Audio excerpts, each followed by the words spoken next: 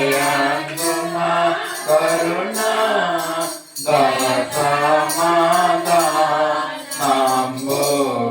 చిరకాల మొన్ను మహిమ పరగా చేయుచు నీవు కొనియాడ తరమే నిన్ను కోమల హృదయ కొనియాడ తరమే నిన్ను ఓ యేసు పాంతుగా నాయాత్మ చేకుని ఓ యేసు పాంతుగా నాయాత్మ చేకుని శ్రేయముగా పవళించు శ్రీకార పరసుత కొనియాడ తరమే నిన్ను కోమల హృదయ కొనియాడ తరమే నిన్ను. హల్లెలూయా.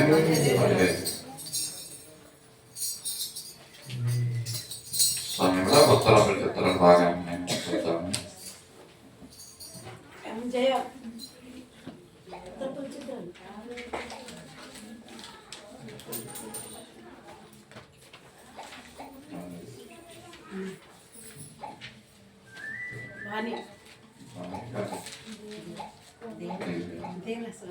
దీని రెఫరెన్స్ తీసుకున్నాం. యెషయా 44:11 నుంచి ఈ దినానికి ఏర్పరచుకున్న ఉత్తర ప్రత్యుత్తరం భాగాన్ని మనం చదువుకున్నాం. పరిశుద్ధ గ్రంథంలో నుంచి యెషయా 44వ అధ్యాయం 11 నుంచి 20 వచనాల వరకు మనం ఉత్తర ప్రత్యుత్త రీతిగా ఈ యొక్క వాక్యాన్ని మనం చదువుకుందాం. మన మధ్యనటువంటి దీవెన ముందుకు వచ్చి మరి యొక్క ఉత్తర ప్రత్యుత్తర వాక్యాన్ని చదవవలసిందిగా కోరుతున్నాను. యెషయా గ్రంథం 44వ అధ్యాయం 11వ వచనం నుంచి 20 వచనాల వరకు మనం చదువుకున్నాం. వచనం మార్చి వచనాన్ని మనం చదువుకున్నాం.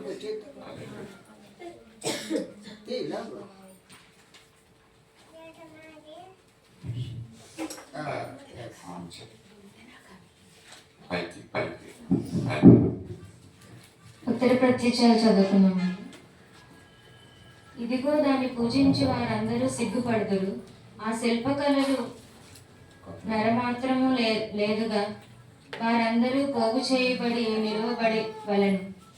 నిశ్చయముగా వారి భయపడి సిగ్గుపడుదురు.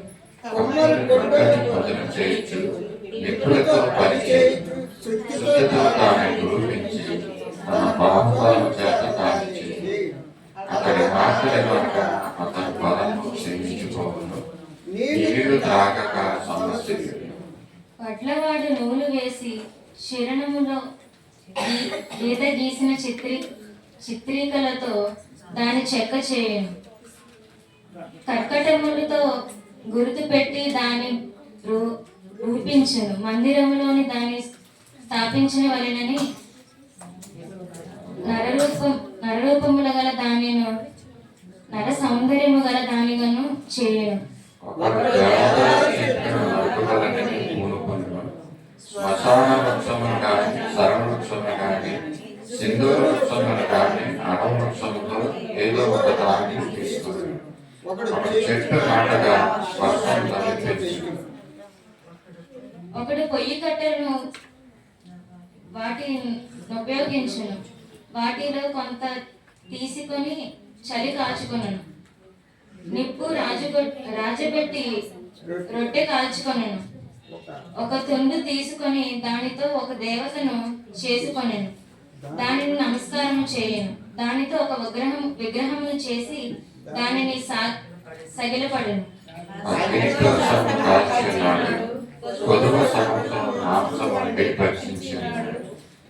తృప్తి పొందగా చలి కాచుకొనొచ్చు. ఆహా, చలి కాచుకుంటే వెచ్చగా ఉన్నదని అనుకుంటున్నాను. దానిలో మిగిలిన భాగముతో అతను దేవతగానున్న విగ్రహమును చేయించుకొను.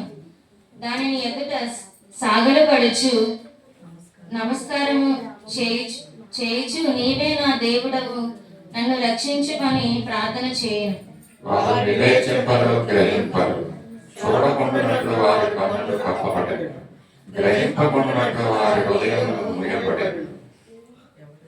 ఎవడను ఆలోచన చేయుడు, నేను అగ్నితో సగము కాల్చి తిని, నిప్పుల మీద వేసి రొట్టె కాల్చి తిని, దానితో మాంసము వండుకొని భోజనము చేసి తిని, మిగిలిన దానిని తీసుకొని దానితో ఏమైన దానిని చేయుదున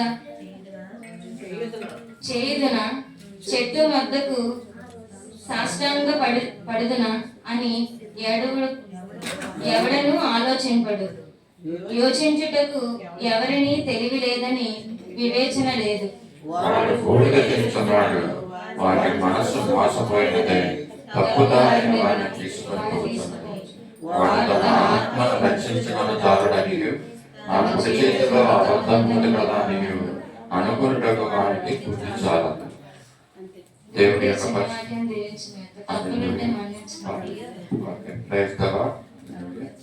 సమయంలో చదవబడిన కొత్త పరిస్థితుల భాగాన్ని మన మధ్య నుండి సొంతంగా ముందుకు వచ్చి మనకు వివరిస్తాం.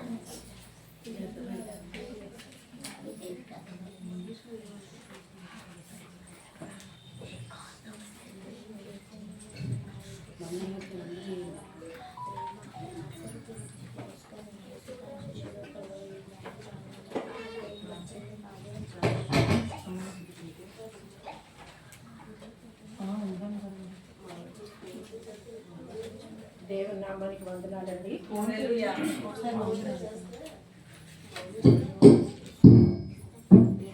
దేవుని నామానికి వందనాలు. అంతా చాలా గలిబిలిగా ఉంది, అందరూ మాట్లాడుకుంటున్నారు, ఎవరు నిశ్శబ్దంగా ఉండట్లేదు, ప్రార్థన చేసినప్పుడు నిశ్శబ్దంగా ఉండట్లేదు. ఈ అన్ని పనులు చేసుకోవడం చర్చిలో కాదు. చర్చిలోకి వచ్చిన తర్వాత మనం మౌనంగా ఉండాలి. పైగా ప్రార్థన చేస్తుంటే చాలా గలిబిలిగా అనిపించింది నాకు. అందరూ మాట్లాడుకుంటున్నారు, ఎందుకు మాట్లాడుకుంటారు? ప్రార్థన చేసినప్పుడు కళ్ళు మూసుకోవాలి కదా. అలాంటివన్నీ ఎవరు చెప్పరండి, మనకే తెలియాలి. దేవుడు మరి గడిచిన వారం అంతా కూడా మనల్ని కాల్చి కాపాడి ఆయన రెక్క చోటుని భద్రపరిచి ఈ యొక్క ఉదయకాలం ఆయన సన్నిధానంలోకి రావడానికి దేవుడు మనకి ఇచ్చినటువంటి మహాకృపను బట్టి ఆయనకే ఘనత మహిమ కలుగుందాక. అయితే దీవెన చదివినట్టు యెషయా 44వ అధ్యాయము 11 నుంచి 20 వచనాలు చదువుకున్నాము. ఇప్పుడు ఈ బైబిల్లో నేను పోయిన వారం చెప్పాను విగ్రహారాధన గురించి. అయితే అమ్మగారు మళ్ళీ ఈవేళ కూడా అదే చెప్తున్నారు అనుకోకండి. బైబిల్లో ఏమి రాసిందో అదే చెప్తాం. కాబట్టి ప్రతి వారం కూడా మనం చదివిన దాంట్లో విగ్రహారాధన గురించి మరి దేవాది దేవుడు యెషయా ప్రవక్తకి బోధించి ఆయనకి చెప్పి వెళ్ళి ప్రవచించు, ఇశ్రాయేలీయుల ప్రజలు దారి తప్పిపోయారు కాబట్టి వాడికి ప్రవచించు, వాడికి చెప్పు, వాడి సరైన మార్గంలో నడిపించమని చెప్పబట్టి యెషయా ప్రవక్త గారు ఇది రాసినట్లుగా మనం చూస్తున్నాం. కాబట్టి మనం ఇందులో రోజు అమ్మగారు ఇలాగే చెప్తున్నారు అని అనుకోవద్దు. మళ్ళా ఈ రోజు మళ్ళీ అదే దేవుడు ఇక్కడ బయలుపరిచాడు. ఆయనను నా సేవకుడు యాకోబు, నేను ఏర్పరచుకున్న ఇశ్రాయేలు వినుము. ఇశ్రాయేలు ప్రజలు యాకోబు వంశంలో నుంచి వచ్చిన వాళ్ళు కాబట్టి వాళ్ళందరికీ చెప్తున్నారు, మీరు వినండి, నేను చెప్పింది వినండి. నిన్ను సృష్టించి గర్భంలో నిన్ను నిర్మించి నీకు సహాయం చేయువాడైన యెహోవా ఇలాగు సెలవిచ్చుచున్నాడు. దేవుడు ఏం చేశాడండి? మనం గర్భంలో ఉన్నప్పుడే దేవునికి తెలుసంట మనం ఎలా ఉంటాం, పెద్ద అయిన తర్వాత మనం ఎలా ఉంటాము, మన అవయవాన్ని ఎలా నిర్మించాలో అవన్నీ గర్భంలో ఉండగానే దేవుడు మనకన్నీ చేస్తారట. అదే చెప్తున్నారు, గర్భంలో నిన్ను నిర్మించి నీకు సహాయం చేయవాడైన యెహోవాను ఎలాగో సెలవిచ్చుచున్నాను. అందుకని నేను దేవుడి మీకు అన్ని కూడా నేను చెప్తున్నాను, మీరు వినండి అంటున్నారు. నా సేవకుడు యాకోబు, నేను ఏర్పరచుకున్న యెషూరాను భయపడకుము. నేను దప్పిగల వారి మీద నీళ్లను, ఎండిన భూమి మీద ప్రవాహ జలములను కుమ్మరించెదను. నీ సంతతి మీద నా ఆత్మను కుమ్మరించెదను. నీకు పుట్టిన వారిని నేను ఆశీర్వదించను. తను ఏం చెప్తున్నారంటే, యెహోవా దేవుడు, నువ్వేమి భయపడవద్దు, నీకు నేను సహాయం చేస్తాను. దేవుడు మనకు సహాయం చేస్తాడంటే మనం ఎందుకు భయపడాలండి? మన దేని విషయంలో కూడా భయపడవసరం లేదు. దేవుడు నాకున్నాడు, నాకు సహాయం చేస్తాడనే నిరీక్షణతో మరి మనం దేవుని ఆశ్రయించాలి.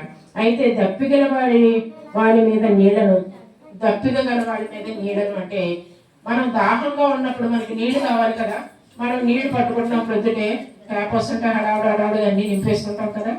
అలాగా మనకి రేపటికి మనకు కావాలి నీళ్లు, మన అవసరానికి నీళ్లు కావాలి అని మనం పట్టుకుంటాం, రెడీ చేసుకుంటాం.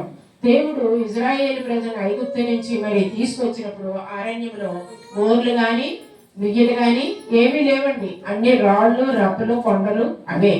వాళ్ళకి నీళ్ళు ఎప్పుడు దొరుకుతాయి? అటువంటి ప్రదేశంలో వాళ్ళు నీళ్లు లేవు, మాకు దాహం వేస్తుంది, మేము చచ్చిపోతున్నాం అని అడుగుతున్నారు. అంతేగాని దేవుని ప్రభా మాకు దాహం వేస్తుంది, నువ్వు నీళ్ళు ఇచ్చేవాడు కదా, మాకు నీళ్ళు ఏమని ప్రార్థన చేయలేదు. సడిగినప్పటికీ కూడా దేవుడు ఏం చేశాడండి, బండ నుంచి నీళ్లు వాళ్ళకి ఇచ్చారు. బండ నుంచి నీళ్ళు వస్తాయండి, అడవిలో బండను కొడితే నీళ్ళు వస్తాయా? ఆ బండను కొట్టి కొట్టి కొట్టి కొట్టి అది విరిగిపోతుంది కానీ నీళ్ళు రావు అందులోంచి. కానీ దేవుని యొక్క అద్భుతమైన కార్యం అది వాళ్ళు ఆలోచించలేదు. చక్కగా నీళ్ళు తాగేశారు, పశువులకి అన్నింటికి గొర్రెలకి మేకలకి ఒంటెలకి అన్నిటికీ నీళ్ళు పెట్టేసుకున్నారు, హ్యాపీగా తాగే. కానీ చేసిన దేవుని వాళ్ళు మర్చిపోయారు. ఆ విధంగా ఎండిన భూమి మీద ప్రవాహ జలములను కుమ్మరించాడు. ఎండిన భూమి ఎండిపోయి ఉన్నప్పుడు అక్కడ ప్రవాహ జలాలంటే నదులను ప్రవహింపజేశారట దేవుడు. తర్వాత నీ సంతతి మీద నా ఆత్మను కుమ్మరించదును, నీకు పుట్టిన వారిని నేను ఆశీర్వదించదు. నీ సంతతి మీద ఆత్మను కుమ్మరిస్తుంది. పోయిన వారు కూడా వచ్చింది ఏంటి, ముసలి వారి మీద యవనస్తుల మీద అందరికీ కూడా నా ఆత్మను కుమ్మరిస్తే వాళ్ళు ప్రవచిస్తారు అని. కాబట్టి దేవుని ఆత్మ అందరి మీద కూడా కుమ్మరిస్తారట. అయితే నీకు పుట్టిన వారిని నేనే ఆశీర్వదించదును, ఆశీర్వదిస్తాను. దేవుడు ఇంత భరోసా మనకి ఇస్తున్నాడండి. అయినప్పటికీ కూడా మనం ఏం చేస్తున్నామంటే దేవునితో మనం సాంగత్యం కలిగి ఉండట్లేదు, ఆయన్ని స్తుతించట్లేదు, ఆరాధించట్లేదు. అలాగే అపోస్తుల కార్యములు 10:18 ఒకసారి చూద్దామండి. ఇక్కడ మనకి దేవుడి గారు లేరు, అందుకని మనకి తొందరగా ఎవరు చెప్పరు, ఎవరు ఎత్తిస్తారో తీయండి. అపోస్తుల కార్యములు పేతురు మారుపేరు గల సీమోను ఇక్కడ దిగి ఉన్నాడా అని అడిగిరి. పేతురు ఆ దర్శనమును అమ్మా ఏం చదువుతున్నారా? అపోస్తుల కార్యములు 18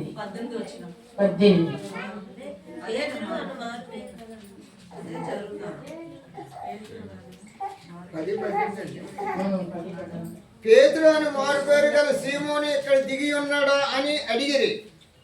పేతురు ఆ దర్శనం గూర్చి యోచించుచుండగా ఆత్మ ఇదిగో ముగ్గురు మనుషులు నిన్ను వెదుగుతున్నారు, నువ్వు లేచి క్రిందకి దిగి సందేహింపక వారితో కూడా వెళ్ళుము, నేను వారిని పంపి ఉన్నానని అతనితో చెప్పాను.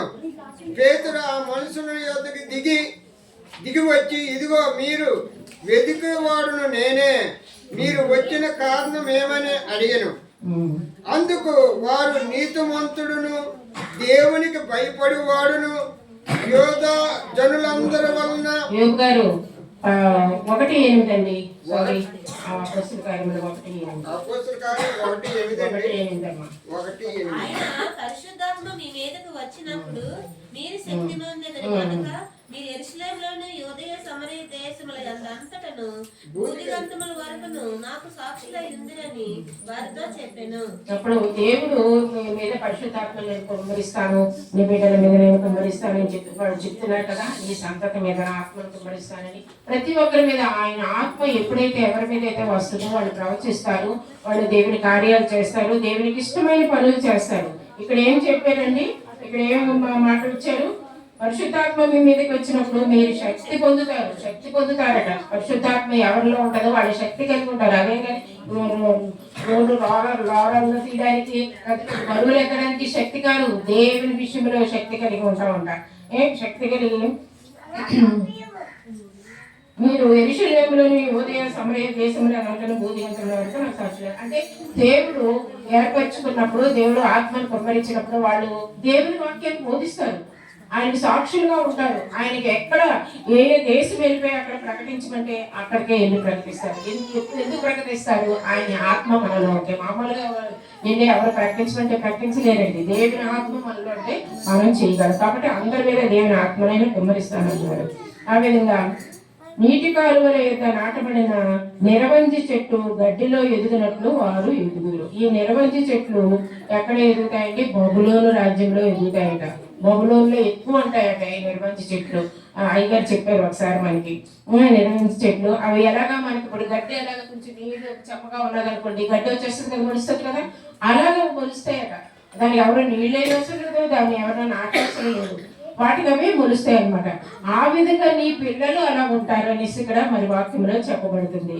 మీ పిల్లలు ఆ విధంగా ఎదుగుతారు. ఎవ్వరు పాలన చేయకపోయినా నేను వాళ్ళన్నీ చూసుకుంటాను, వాళ్ళు అలా విధంగా ఎదుగుతారు అనేసి ఇక్కడ చెప్తున్నారు. అలాగే ఒకడు నేను యెహోవా నన్ను, మరి ఒకడు యాకోబు అని పేరు పెట్టుకున్నాను, మరి ఒకడు యెహోవా వాడనైనా తన చేతితో రాసి ఇశ్రాయేలును మారు పెట్టుకున్నాం. ఎందుకంటే ఎప్పుడైతే దేవుని ఆత్మ మనలో ఉన్నదో మనం దేవుని మాటలే మాట్లాడతాం. ఇతర విషయాలు మనం మాట్లాడడం.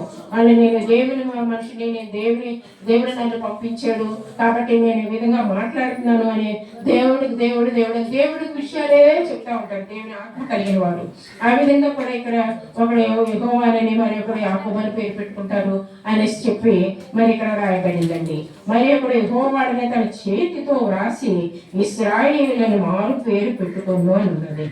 కాబట్టి ఇక్కడ రోమా 8:16 ఒకసారి చూద్దామండి. రోమా 8:16 అపొస్తలుల కార్యం తర్వాతే అదే బైబిల్ పక్కన కూడా దగ్గర మనము దేవుని పిల్లలమని ఆత్మ తానే మన ఆత్మతో కూడా సాక్ష్యం ఇచ్చుచున్నాడు.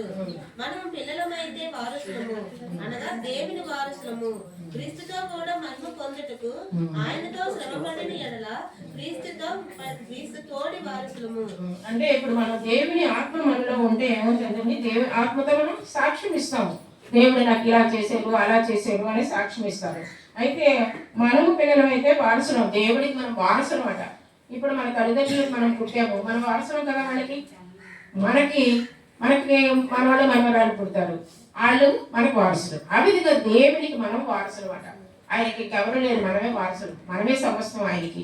అదే ఇక్కడ రాయబడింది. కాబట్టి మనం ఏం చేయాలండి, ఆత్మ కలిగి ఉండాలి. ప్రతి విషయంలోనూ కూడా దేవుని కలిగి మనం ఉండాలి. అలాగే గలతీ 4:6 ఒకసారి చూద్దామండి. గలతీ 4:6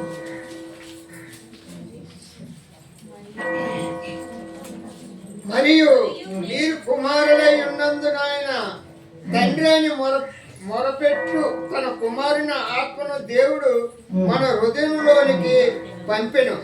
దేవుని ఆత్మ మన హృదయాన్ని పంపించాడు. దేవుడు ఆరోపణమై వెళ్ళిపోయినప్పుడు పరలోక రాజ్యానికి మనకి ఆదరణకర్తగా ఉండడానికి పరిశుద్ధాత్మను పంపించాడు. కాబట్టి పరిశుద్ధాత్మ మనతోటి ఈ పనులన్నీ కూడా చేయిస్తున్నారు అనమాట. అందుకని మనం ఎవరు అండి ఇప్పుడు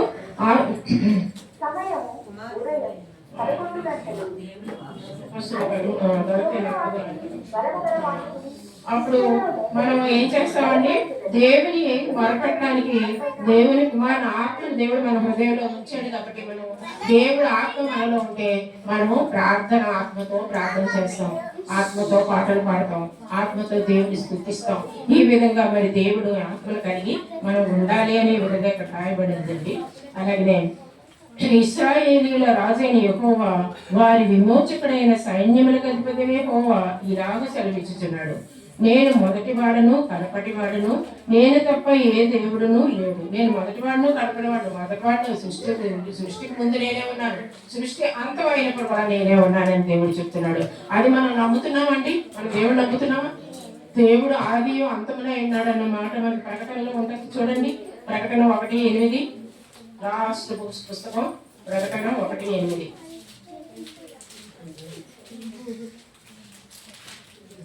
ఆల్ఫయు మేవియు నేనే, వర్తమాన భూత భవిష్యత్తు కాలములలో ఉండువాడును నేనే అని సర్వాధికారియు దేవుడు నాకు ప్రభువు సెలవిచ్చుచున్నాడు. చూడండి, మరి దేవుడు ఏం చెప్తున్నాడు, ఆది అంతములో నేనే. అన్ని మనకి దేవుడు మనం ఏదో చెప్పేస్తున్నారని మనం అనుకోవడం కాదు, అన్ని బైబిల్లో మనకి రాయబడిందే మనం చెప్పడానికి అవుతుంది. కాబట్టి దేవుడు ఆది అంతమును నేనే ఉన్నాను, అల్ఫాయు ఓమేగాయు నేనే ఉన్నానని చెప్తున్నాడు. ఆ విధంగా ఇక్కడ దేవుడు చెప్పిన ప్రతి ఒక్కటి కూడా మనం వినాలి. నేను తప్ప ఏ దేవుడునూ లేడు. ఆదిలోనున్న జలమును నియమించినది మొదలుకొని నేను తెలియజేయచ్చు వచ్చినట్లు తెలియజేయగలవాడెవడు? అట్టి వాడు ఎక్కడైనా ఉండినేడనా నాకు తెలియజెప్పండి. దేవుడు ఎంత ఖచ్చితంగా చెప్తున్నాడు చూడండి. నేను చెప్పినట్టు ఎవరు మీకు చెప్పరు. అటువంటి దేవుడిని మీరు కలిగి ఉన్నందుకు మీరు ఎంతో సంతోషించాలి. మనం సంతోషించాలండి. దేవుడు మంచి దేవుడు మనం కలిగి ఉన్నామని మనం మాట్లాడితే పిలిస్తే పలికే దేవుడు. అన్ని విషయాల్లోని మనకి అన్ని సహాయం చేస్తానన్నాడు. ఆ బాధల్లో, ఇరుకుల్లో, ఇబ్బందుల్లో ప్రభువాన్ని మనం ప్రార్థన చేస్తే చాలు మనకు అన్నిటి నుంచి విడుదల ఇస్తాడు. ఆ విధంగా అటువంటి దేవుడిని నేను అని చెప్పే దేవుడు ఇక్కడ చెప్తున్నాడండి. అట్టివాడు ఎక్కడ నేనని నాకు తెలుసుకున్నాను. ఆ సంగతి నాకు ప్రచురించబడను. అట్టివారు భవిష్యత్ విషయమును రాబో సంగతులను తెలియచెప్పువారే ఉండవలను. భవిష్య విషయాలని ఎవరో చేస్తారని పరిశుద్ధాత్మ కలిగిన వాళ్ళే ముందు జరిగేది ఏదో ప్రవచనపరంగా చెప్తారు. ఆ విధంగా మరి చెప్పాలి అనేసి దేవుడు ఇష్టపడుతున్నాడు. మీరు వెరవకుడి, భయపడుకుడి. పూర్వకాలం నుండి నేను నీకు ఆ సంగతి వినిపించి తెలియచేయలేదా? మీరే నాకు సాక్షులు. నేను తప్ప వేరొక దేవుడు ఉన్నాడా? నేను తప్ప ఆశ్చర్యదుర్గం ఏదీ లేదు. ఉన్నట్టు నేను ఎరగలేదట. దేవుడికే తెలియలేదట. ఆయన కాకుండా ఆశ్రయదుర్గం అనుకోలేదని, ఒక దేవుడు ఉన్నాడని ఆయనకే తెలియదట. అంటే ఆయనకి తెలియకుండా ఏ దేవుడు లేడనమాట. ఆయనే దేవుడు. ఆ విధంగా అంత ఖచ్చితంగా ఇజ్రాయేల్ ప్రజలకి చెప్తున్నాడంటే ఈ రోజుల్లో మనకి కూడా దేవుడు మనతో మాట్లాడుతున్నాడండి. ఆయన తప్ప వేరొక దేవుడు మీకు లేడు అని చెప్తున్నప్పుడు మనం మళ్ళీ తప్పుడు మార్గాల్లోకి వెళ్ళకూడదు కదా. ఆయన విడిచిపెట్టి ఇంకొకటి దేవతలు అనుకుని మనం చేయకూడదు కదా. దేవుడు అదే హెచ్చరిస్తున్నాడు ఇశ్రాయేల్ ప్రజలు వెంటనే దేవుడు చేసినటువంటి ఆశ్చర్య కార్యాలు, అద్భుత కార్యాలు అన్ని కూడా పొందుకుంటారు. మళ్ళీ నెక్స్ట్ డేనే నువ్వెవరమని దేవుడిని అడుగుతున్నారు.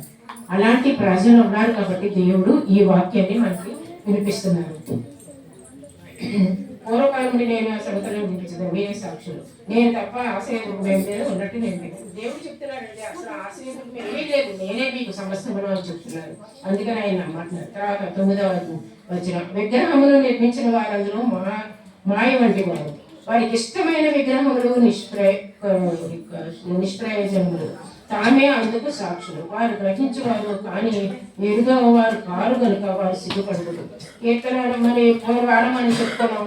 అది కళ్ళుండి కూడా చూడవు, చెవులుండి కూడా వినవు, మరి కాళ్ళుండి నడవు, కళ్ళుండి చూడవు. అంటే చూడండి అన్నీ ఉంటాయి, అన్ని అవయవాలు ఉంటాయి, కానీ ఏది కూడా పనిచేయదు. అటువంటి పని చేయనటువంటి ఆ యొక్క దేవతను పట్టుకొని నువ్వే నా దేవుడివి, నువ్వే మా దేవతవి, నువ్వే మాకు అన్ని తీరుస్తావు, మాకు సమస్తమును నువ్వేనట ఇశ్రాయేలు ప్రజలు దారి తప్పిపోయి ఉన్నారట దేవుడిని విడిచిపెట్టి. కాబట్టి ఆ విధంగా ఉండకూడదు అని చెప్తున్నారు. మీరు నాతో ఉన్నారు, అన్ని విషయాలు మీకు తెలుసు, నేను చెప్పాను, అయినప్పటికీ మీరు వినట్లేదని. ఎందుకు పనికిరాని విగ్రహమును పోతపోసి దాన్ని నాకు దేవునిగా నిరూపించేవాడెవడు? ఇదిగో దాన్ని పూజించి వారందరూ సిగ్గుపడదు. ఆ శిల్పకారులు నరమాతులే కదా, వారందరూ పోగు చేయబడి నిరూపడగలరు. అయితే ఇక్కడ దేవుడు ఏం చెప్తున్నాడంటే, ఆ శిల్పులు ఉంటారండి, ఒక రాయి తీసుకుంటారు, లేకపోతే ఒక చెట్టును తీసుకుంటారు, రాయితో విగ్రహం చేస్తారు. చెట్టు అంటే కర్రతోటి విగ్రహం చేస్తారు. చేసి వాళ్ళేమి దేవుళ్ళే కాదు కదా, వాళ్ళు మనుషులే. వాళ్ళు తయారు చేసినటువంటి మీరు చాలా డిస్టర్బ్ చేస్తున్నారు, లేట్గా వస్తున్నారు, మాట్లాడుతున్నారు, అలా చేయకండి. ఇంకొకరికి డిస్టర్బెన్స్ గా మనం ఉండకూడదు. అందులో దేవుని ఆలయం కదా, నేను ముందుగానే చెప్పాను. అలా ఉంటే అసలు ఇక్కడ చెప్పేవాడే కానీ అడిగానే కానీ అసలు మైండ్ అంతా కూడా పడిపోతుంది. అయితే ఆ విధంగా చెప్తున్నప్పుడు దేవుడు మన మాట వినాడు కదా. ఎందుకు దేవుడు ఈ విధంగా మనతో మాట్లాడుతున్నారు అనే విషయం మనం తెలుసుకోవాలి. కుమ్మరి గొడ్డలి పదులు చేయొచ్చు, నిప్పులతో పని చేయను, శుద్ధతో దాన్ని నిరూపించి దాని బాహుబలము చేత దాన్ని చేయను. ఏంటంటే కుమ్మరి గొడ్డలు పదులు చేయదు. గొడ్డలు పదులు చేయాలంటే గొడ్డలు వెంటనే అది పని చేయదు, మనకు పదులుగా ఉండాలి. అది పదులుగా ఉండాలంటే దాన్ని కాలుస్తాడు, కాల్చి దాన్ని సదును చేస్తాడు. దాన్ని కాల్చాలి, సదును చేయాలి, చేస్తేనే అది పనిచేస్తుంది. కాబట్టి మనం ఎలా ఉండాలండి? మనం ఎప్పుడు దేవునికి పనికొచ్చే పాత్రలుగా మనం ఉండాలంటే ఎప్పుడు కూడా మనం పదులుగా ఉండాలి. దేవుడు ఏ విధంగా ఇష్టపడుతున్నాడంటే మనం దేవునికి పనికొచ్చే పాత్రలుగా మనం ఉండాలి. అందుకని దేవుడి విధంగా చెప్తున్నాడు, కుమ్మరి గొడ్డలి బదులు చేయొచ్చు, నిప్పులతో పని చేయను, శుద్ధతో దాన్ని నిరూపించి నేను బాంబలం చేత దాన్ని చేయను. యెషయా 40:19 ఒకసారి చూద్దామండి. వెనకలో 40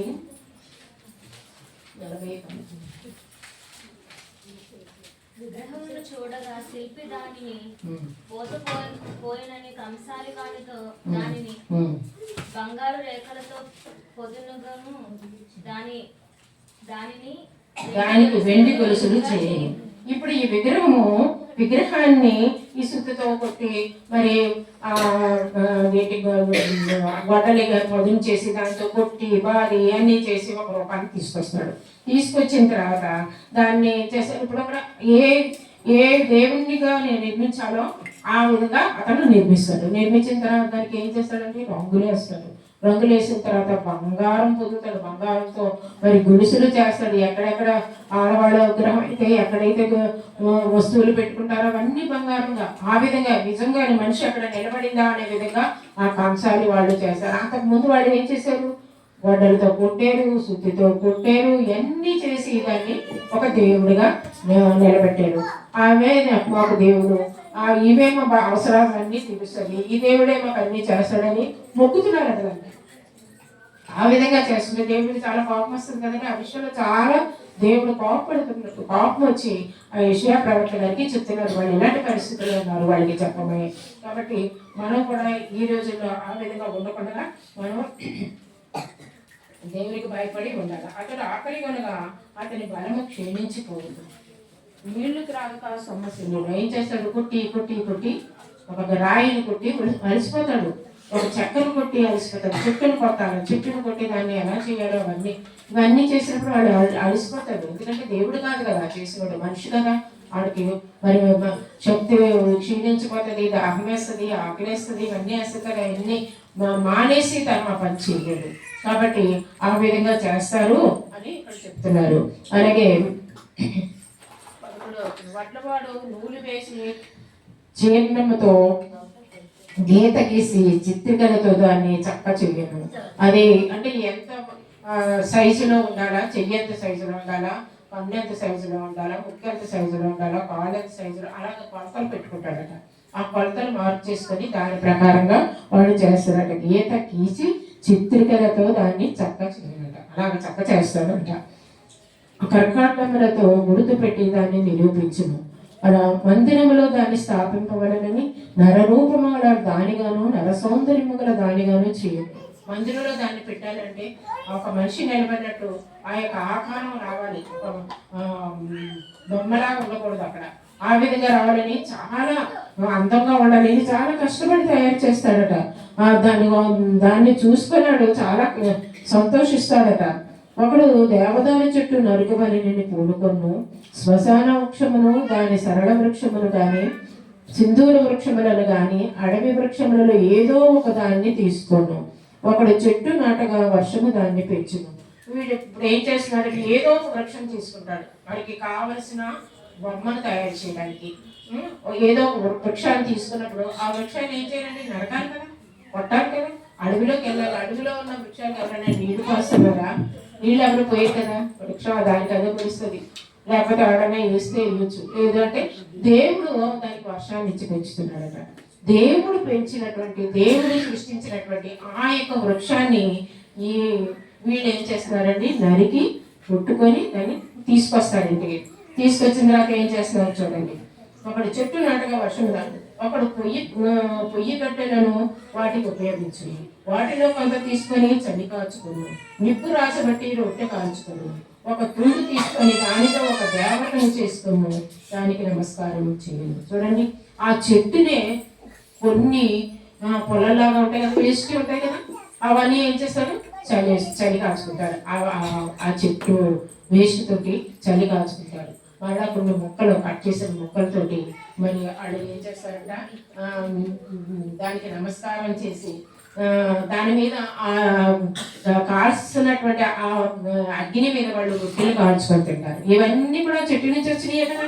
ఆ కర్ర ఏంటి, ఆ వేస్ట్ ఏంటి అంతా కూడా దాని మీద రొట్టెలు కాల్చుకుంటారు, దాని మీద చలి కాల్చుకుంటారు, దాని మీద వంట చేసుకుంటున్నారు అటువంటి అంతే కదా. మన పొలంతో వంటలు చేసుకుంటాం కదా, అలాగ అన్ని చేసుకుంటారట. అన్ని చేసుకోగా ఒక కొమ్మ మిగులుతుంది ఉంచుకుంటాడు. ఆ దానితో మరి ఒక బొమ్మను తయారు చేస్తాడు. బొమ్మను చూసారా, ఆ కర్రతోటే ఇన్ని రకాలుగా ఉపయోగపడుతుంది కదా కర్ర.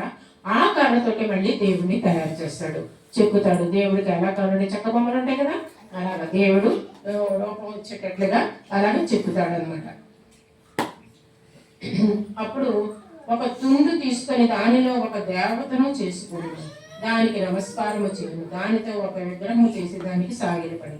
ఇప్పుడు ఏం చేస్తాడు, ఆ కొమ్మను తీసుకొని విగ్రహాన్ని చేసి నువ్వే దేవుడివి, నువ్వే దేవుడివి, నువ్వే దేవుడు అని మరి ఏం చేస్తున్నారు, సాగిల పడుతున్నారట. సాగిల పడి పూజలు చేస్తున్నారట, నమస్కారాలు చేస్తున్నారట. చేస్తున్నారా లేదా? ఇప్పుడు దేవుని కానీ దేవుని పూజిస్తున్నారా లేదా? అది సృష్టి కదా, దేవుడు సృష్టించిన సృష్టి కదా. చెట్టుల్ని మొక్కల్ని ఎవరు సృష్టించారు? దేవుడు సృష్టించాడు.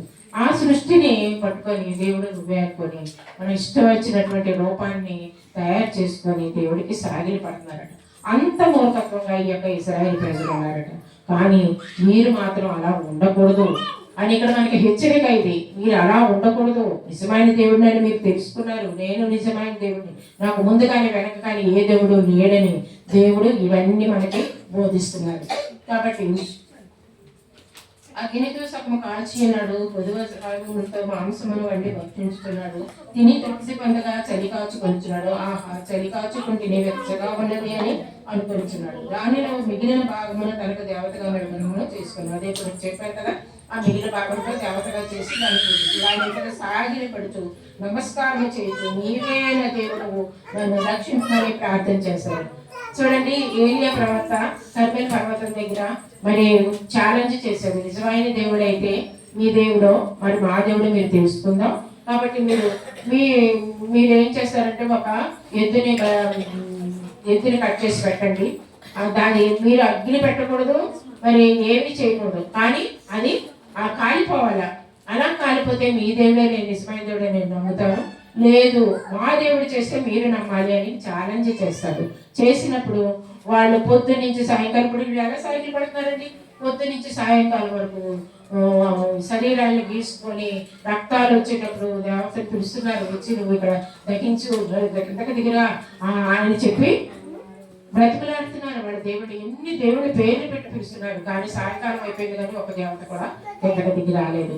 అప్పుడు ఏరియా అంటారు, మీరు ఇప్పటి వరకు కూడా ఈ పనులన్నీ చేశారు, ఇప్పుడు నేను నా సమయం వచ్చింది, అస్తమయం అయిపోతుంది, అస్తమయం ముందు బలి అర్పించారు, కాబట్టి నేను ఇప్పుడు ప్రార్థన చేస్తాను. మా దేవుడు నిజమైన దేవుడు అయితే ఆయన ఈ యొక్క పశువును దహిస్తారు అని చెప్పి ఛాలెంజ్ చేసి దేవుడికి ప్రార్థన చేస్తాను. నువ్వు నిజమైన దేవుడు అయితే ఇక్కడ కనపరచు ప్రభా, నా ప్రార్థన ఆలకించు ప్రభా ప్రార్థన చేసినప్పుడు మరి అందరూ చూస్తుండగా ఆకాశం నుండి అగ్ని వచ్చి, మళ్ళీ ఆయన ఎలా తెలుసా, మామూలుగా ఆ యొక్క పశువులుగా కట్ చేసేసి పెట్టేసిందే కాదు, దాని మీద నీళ్లు పోసారు. ఆ చుట్టూరు కూడా కందకొండ దాంట్లో కూడా నీళ్లు పోసారు. తడి ఉంటే అగ్ని ఉంటుందండి, అగ్ని కాలుతుందా? తడి ఉంటే మనకు కర్రలు తడిగా ఉంటేనే కాలవు కదా, పొయ్యిలో పెట్టుకొని కాల్చుకుందాం అంటే అక్కడ నీళ్లు పోసాడు. అంత ఇదిగా ఉన్నప్పటికీ కూడా ఆకాశం నుండి అగ్ని దిగివచ్చి ఆ యొక్క మాంసాన్ని దహించేసింది.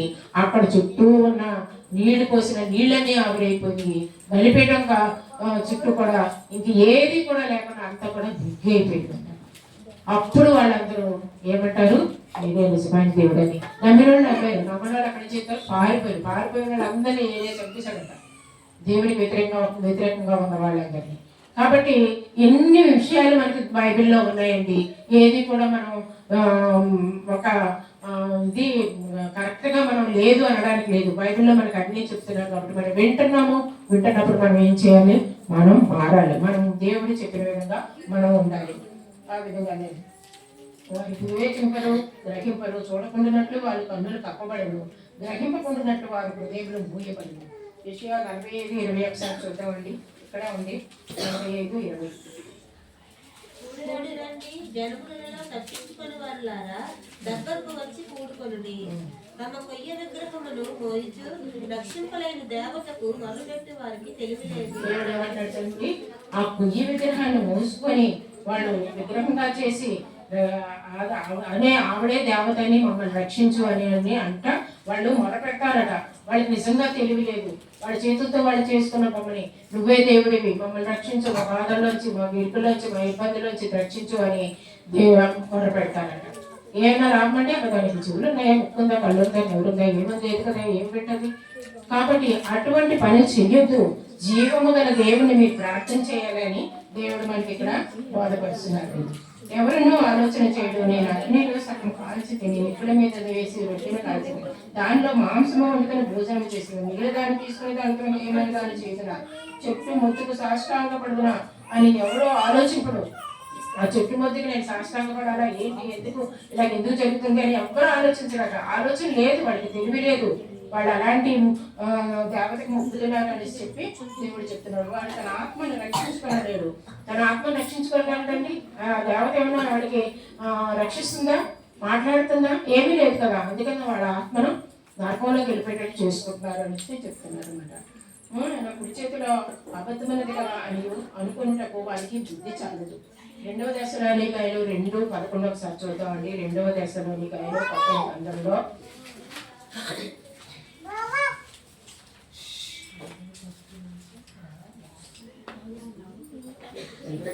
2వ దశలోనికాయలు 2:11 అండి. నేను చదివేస్తున్నాను.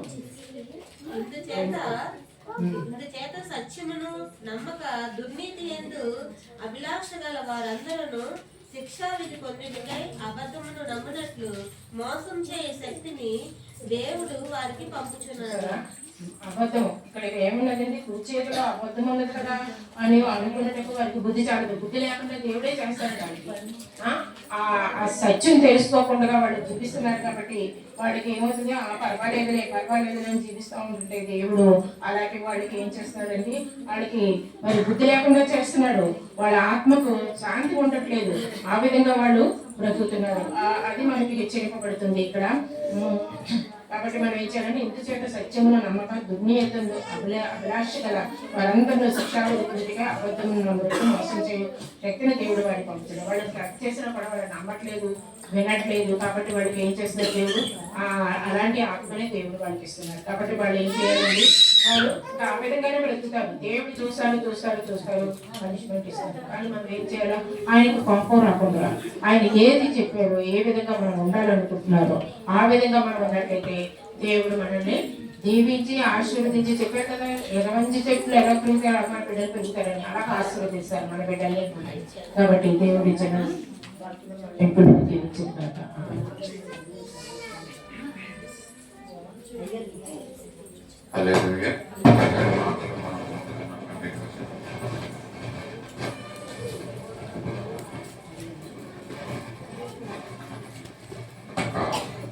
యెషయా గ్రంథంలో నుంచి మరి విగ్రహాల గురించి, చెక్కల గురించి, ఆ యొక్క చెక్కని ఏ విధంగా మరి చెక్కి విగ్రహాన్ని చేస్తారో, అదే చెక్కని పొయ్యిలో వేసి ఏ విధంగా కాలుస్తారో, ఏ విధంగా ఉపయోగపడుతుందో, ఇవన్నీ కూడా మరి ఆలోచన లేకపోకుండా విగ్రహాలకి పూజించే వారి నిమిత్తం చక్కని మాటలు తెలియజేయబడ్డాయి. దేవుడు మరి సొంతం గారిని దీవించి ఆశీర్వదించిన కాక ఈ మాటలు మన ఇంటికి ఆశీర్వదకరంగా చేయడం కాక సమయంలో మనం విజ్ఞాపన ప్రార్థన చేసుకుందామండి. మన మధ్యలో ఉన్నటువంటి పెద్ద ముందుకు వచ్చి విజ్ఞాపన ప్రార్థన చేస్తాం. కళ్ళు మూసుకుందాం, ప్రార్థనలో ఏకీభవిద్దాం, విజ్ఞాపన ప్రార్థన చేస్తున్నాము.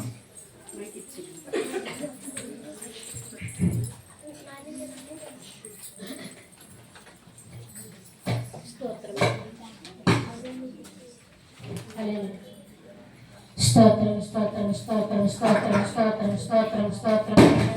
మహాపరిశుద్ధుడా పరిశుద్ధుడా పరిశుద్ధుడా పరిశుద్ధుడా పరిశుద్ధుడా మహాగరుడా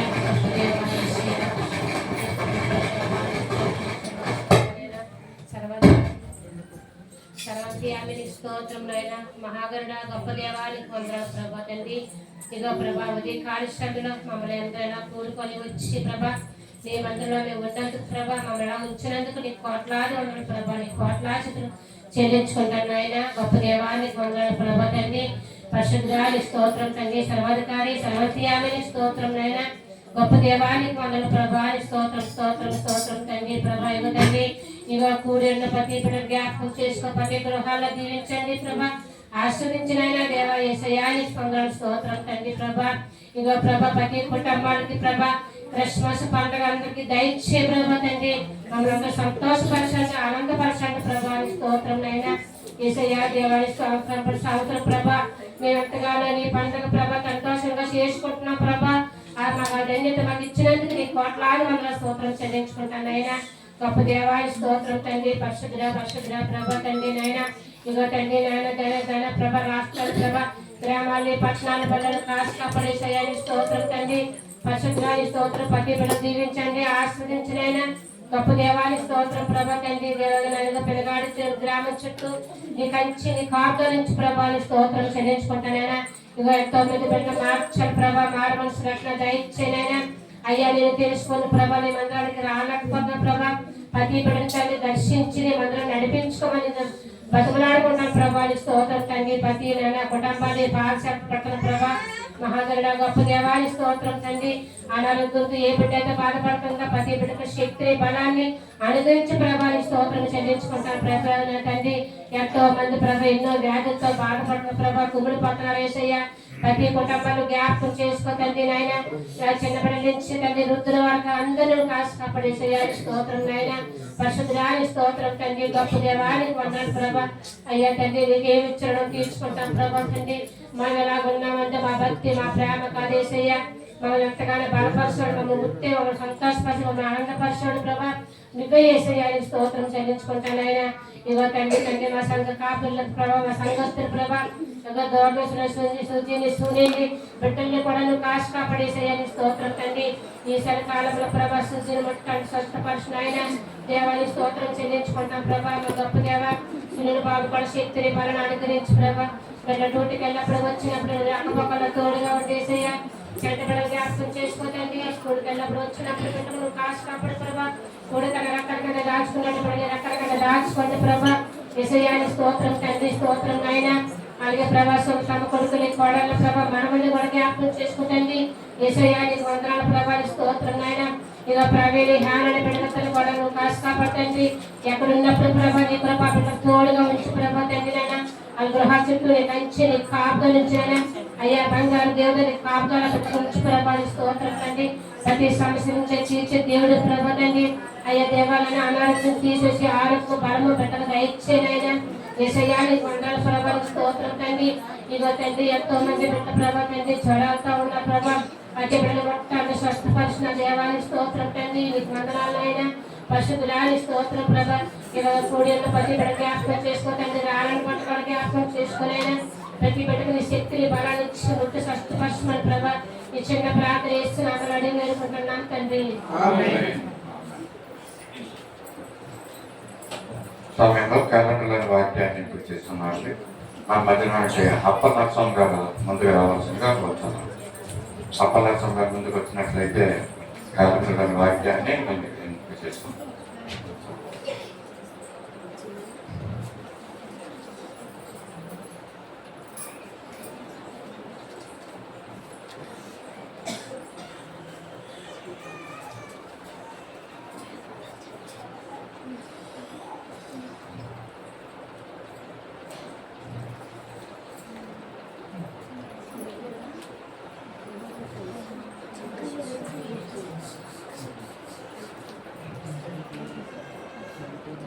That's Grace Joyce. Nagati Anil Kumar. I will visit for them and gather them, for I will reading them. Zechariah chapter 10 verse 8.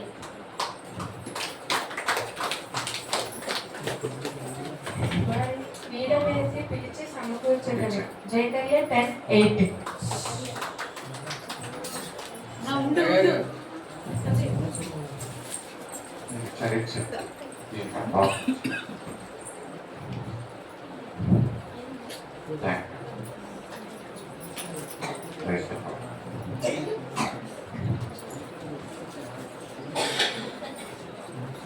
విశ్వాస ప్రమాణం చెప్తున్నామండి. అందరం లేచి నిలబడదాం. మా మధ్యన టీచరమ్మ గారు ముందుకు వచ్చి విశ్వాస ప్రమాణాన్ని తెలియజేయవలసిందిగా కోరుతున్నాం. అందరం లేచి నిలబడి విశ్వాస ప్రమాణాన్ని చెప్పుకుందాం.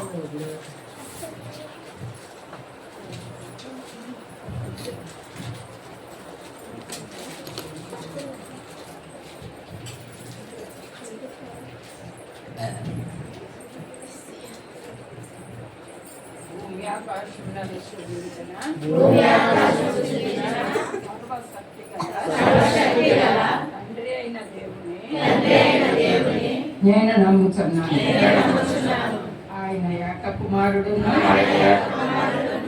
ప్రభు అయిన యేసుక్రీస్తును నమ్ముతున్నాను. ఈయన పరిశుద్ధాత్మ వలన కన్యాయన మరియకు జన్మించి సిలువ వేయబడి చనిపోయి సమాధి చేయబడి అదృశ్య లోకములోనికి మూడవ దినమున లేచి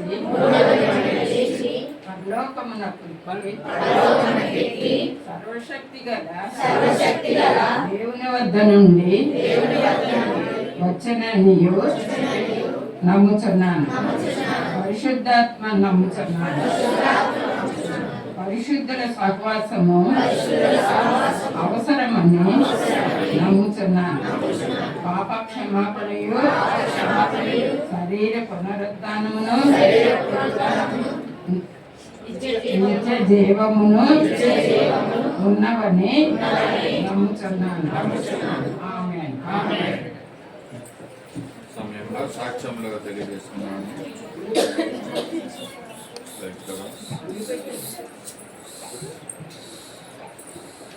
దేవుడు మన పట్ల మన కుటుంబం పట్ల చేసిన మేల్ని సాక్షి రూపంలో పంచుకోవాలనుకుంటే దయచేసి ముందుకు వచ్చి మీ సాక్ష్యాలు తెలియజేయవలసిందిగా కోరుతున్నాను.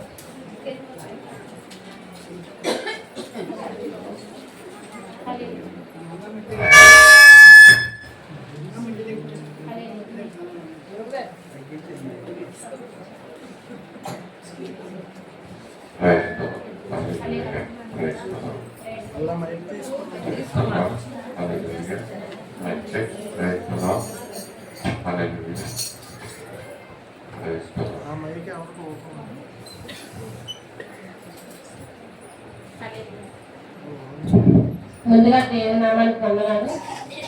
దేవుడికి ఇక్కడ సంఘస్థులకి సంఘ కాపులకి నా వందనాలు. నా సాక్ష్యం ఏంటంటే మా పాప గురించి. పాపకి థైరాయిడ్ ఇప్పుడు 2 సంవత్సరాల క్రితం థైరాయిడ్ గొంతు థైరాయిడ్ పిల్లకి ఎక్కువగా ఉండేది. మేము ఎన్నో టెస్టులు స్కానింగ్ చేసాం. అప్పుడే డాక్టర్ గారు చెప్పారు, అమ్మ ఆపరేషన్ పడుతుంది గొంతుకి పాపని అన్నారు. మళ్ళీ వెళ్ళినప్పుడు లేదమ్మా కొద్దిగా మందుల ద్వారా కొద్ది తగ్గుతుంది అన్నారు డాక్టర్ గారు. ఇప్పుడు ఆ మందులు వాడిన తర్వాత ఇప్పుడు 3వ సంవత్సరం మళ్ళీ మమ్మల్ని మా అల్లుడు బాగా మేము హాస్పిటల్కి తీసుకెళ్తే పాపను చూసి డాక్టర్ గారు అమ్మ గొంతుకు బాగా వాపు వచ్చింది, మీకు వెంటనే ఆపరేషన్ చేయాలి అన్నారు. ఒకసారి స్కానింగ్ టెస్ట్లు చేయించమ్మా అని చెప్పారు డాక్టర్ గారు. మేమైతే ఇంకా వచ్చి కేజెచ్కి వెళ్ళామండి. ఈఎన్టీకి వెళ్ళాం. ఫస్ట్ ఈఎన్టీకి వెళ్తే వాళ్ళు స్కానింగ్ను కొన్ని టెస్ట్లో కేజెచ్కి రాశారండి. మళ్ళీ మేము అవి పట్టుకొని కేజెచ్కి వెళ్ళాము. కేజెచ్కి వెళ్తే వాళ్ళు ఇప్పుడు టైం అయిపోయిందమ్మా వచ్చే వారం రండి అన్నారు. అలాగే వచ్చే వారం వెళ్ళామండి. ఆ రోజు గొంతుకి స్కాన్ చేశారు, కొన్ని టెస్టులు చేశారు. మేము ఆ టెస్టులు పట్టుకొని మళ్ళీ 4 రోజుల తర్వాత మళ్ళీ రమ్మని వెళ్ళామండి. వెళ్ళి స్కాన్ చూసి అమ్మ థైరాయిడ్ ఎక్కువగా ఉంది, పాపకి ఆపరేషన్ పడుకొని ఎవరూ చెప్పలేదండి. థైరాయిడ్ బాగా ఎక్కువగా ఉంది, గొంతుకు స్కానింగ్ టెస్ట్ చేసి థైరాయిడ్ ఎక్కువగా ఉంది, అదే గొంతుకులో ఇన్ఫెక్షన్ అయ్యిందని అన్నారండి పాపకి. అది ఇన్ఫెక్షన్ అయ్యింది మందులు వాడాలా అంటే మళ్ళీ స్కానింగ్ మళ్ళీ టెస్ట్లో రాశారండి. మళ్ళీ స్కానింగ్ మళ్ళీ టెస్ట్లు చేయించాం. మళ్ళీ పట్టుకొని చూపిస్తే మళ్ళీ స్కానింగ్ మళ్ళీ టెస్ట్లు. అలాగే ఎన్నోసార్లు అండి మేము 15 రోజులు తిరిగాం కేజెచ్కి ఆ పిల్ల నేను. అది ఇంకా నాకే ఇసుకొచ్చి ఇంకా మేము తిరగలేకపోతున్నామని సారాప కోరలో గీతాల హాస్పిటల్లోని ఇంకా అన్నీ అక్కడే ఉంటాయి, ఇంకెక్కడికి తిప్పరు, ఒకసారి తీసుకెళ్దాం అన్నారు. అంటే సారాప కోరలో అన్నది నాకు అన్నీ తెలుసు, నేను తీసుకెళ్తానులే అత్తానన్నది. నేనైతే దేవుని మందిరంలో పని ఉంది కదా, నేను ఈ పని చూసుకుంటాను, నువ్వు తీసుకెళ్ళంటే ఎందుకు తీసుకెళ్తానులే పర్లేదు, నువ్వు చర్చిలో పని చూసుకొని అన్నది ఆవిడ. పాప తీసుకొని వెళ్ళింది. అక్కడికి ఎదుగుతున్న చేసిన టెస్ట్లు స్కానింగ్లు రిపోర్ట్లు అన్నీ అక్కడ హాస్పిటల్ చూపించారట. అయితే మేడం అందట నీకు ఆపరేషన్ పడదమ్మా, గొంతుకులో ఇన్ఫెక్షన్ కూడా లేదు, నీకు మందులో ఉంటే తగ్గిపోద్ది, నువ్వు భయపడే పని లేదని అన్నారట. అయితే ఇంకా పాప ఫోన్ చేసి వచ్చేస్తున్నామమ్మా బాగానే ఉందట నాకు ఫోన్ చేసింది. అయితే వచ్చేస్తున్నాను కదా అనేసి నేను ఇక్కడ చర్చిలోనే ఉన్నాను. నేను ఇంకా ఆటో ఎక్కుతున్నారటండి పాపను ఆవిడకి వెళ్ళి ఇంకొక ఆవిడ ముందు ఎక్కిసిందట ఆటో, కుమారి వెనకెక్కిందటండి. వెనకెక్కితే కూర్చుందట ఆటోలోని సీటు బాగుందటండి. సీటు ఆటో డ్రైవర్ని అంకులు కొంచెం స్లోగా వెళ్ళండి నాకు సీటు జారిపోతుంది అనేసరి అతను ఆపలేదట. ఇలాగ వెంటనే ఆటో తిప్పాడట. తిప్పుతానికి కింద పడిపోయింది. ఇంకా అసలు పట్టుకోవడం కూడా దానికి చేతిలో ఏం లేదు. ఆటో నుంచి కింద పడిపోయిందని వదిలేసి వెళ్ళిపోయాడు ఆటో వాడు. ఇంకా ఆ సారాన్ని కోడలు ఒక్క దేవుడి చేతుందండి, ఏం చేయలేకపోతుంది, ఆ పెన్ను అరలేకపోతుందట. బుర్రాది కూడా రోడ్డుకి తగిలేసి కళ్ళు తిరిగేస్తున్నాయి. ఈయన అనడానికి కాలు రాలేదు. అయితే నాకు ఫోన్ చేసింది, పిల్ల చెప్పొద్దన్నట. లేదమ్మా చెప్పరాగా, ఇక్కడ నేను ఒక్కదాన్ని ఏం చేస్తున్నాను, నీకు ఏమైనా అని నాకు ఫోన్ చేసింది. ఇలా చేస్తా ఇలా పడిపోయింది ఆటో నుంచుకున్నాను, ఎగలేకపోతుంది నల్లలేకపోతుంది, అసలు మరి ఏం చేయాలి నాకు వెళ్ళలేదు అన్నది. ఆ మనసు వెళ్ళిపోయాడటండి. అప్పుడు అక్కడ ఉండే పోలీసు వాళ్ళు వీళ్ళందరూ వచ్చి వాళ్ళు ఎగదీశారట. కుమారుని ఎగదీసి నేను అన్నాను, సర్లే అమ్మ ఇంకా అదే హాస్పిటల్ మళ్ళీ తీసుకెళ్ళిపో. హాస్పిటల్ దగ్గరే జరిగిందటండి యాక్సిడెంట్. అదే హాస్పిటల్ మళ్ళీ తీసుకెళ్ళిపో, అవులో కొంచెం సాయం పట్టమని అంటే అక్కడ అందరూ కొంచెం సాయం పట్టి అదే హాస్పిటల్ తీసుకెళ్లారు. వాళ్ళు గేట్ దగ్గరికి వెళ్ళాక వాళ్ళు కొద్దిగా అంబులెన్స్ పంపించారట. డాక్టర్ గారు మళ్ళీ వెంటనే కాలు చెక్కిసేయండి బాగానే. మళ్ళీ డాక్టర్ గారు ఎక్స్రే తీశారట.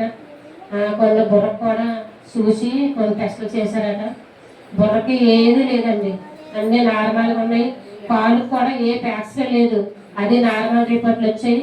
అయినా దేవుడు నాకు ఎంతగానో నా కుటుంబానికి నా కూతురికి ఎన్నో మేలు చేస్తున్నాడు. నాకు దేవుడికి వందనాలు. అలాగే ఎన్ని విషయాలు కూడా నాకు దేవుడు మమ్మల్ని వదలలేదండి. నేను ఒక్కటే అన్నాను, తండ్రి నేను నా పిల్లతో నేను వెళ్ళలేదు, నేను నీ పంచాయతీ నా పంచాయతీ తండ్రి ఆయన ఇంటికాడ ప్రార్థన చేసుకొని నా పిల్లలు పంపించాను.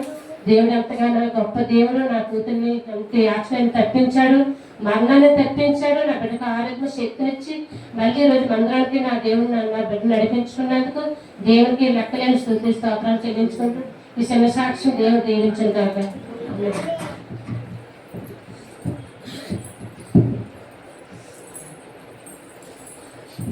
దేవుడి నామానికి వందనాలు. అలాగే అయ్యగారు నా వందనాలు, సాగబిడ్డానికి నా వందనాలు.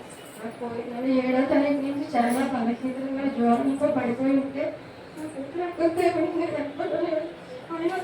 పాపం తీసుకొని హాస్పిటల్కి తీసుకొచ్చాను. ఎవడో పిలిపించేసి సరే అప్పటికేమో ఎవరు లేకపోతే పద్మం వచ్చింది.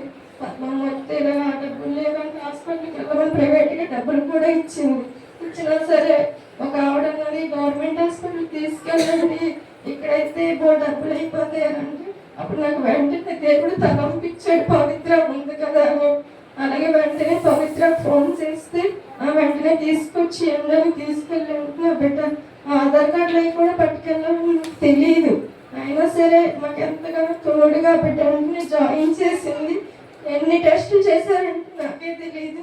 చాలా టెస్టులు చేసినా సరే నాకు ఏంటి ప్రాబ్లం ఏమీ లేదు, కానీ బలహీన ఏంటో తగ్గటం లేదు. అయినా సరే అడ్మిట్ చేసేయాలంటే పాప అక్కడితే తిరిగి హాస్పిటల్ అంతా పవిత్రతోటి.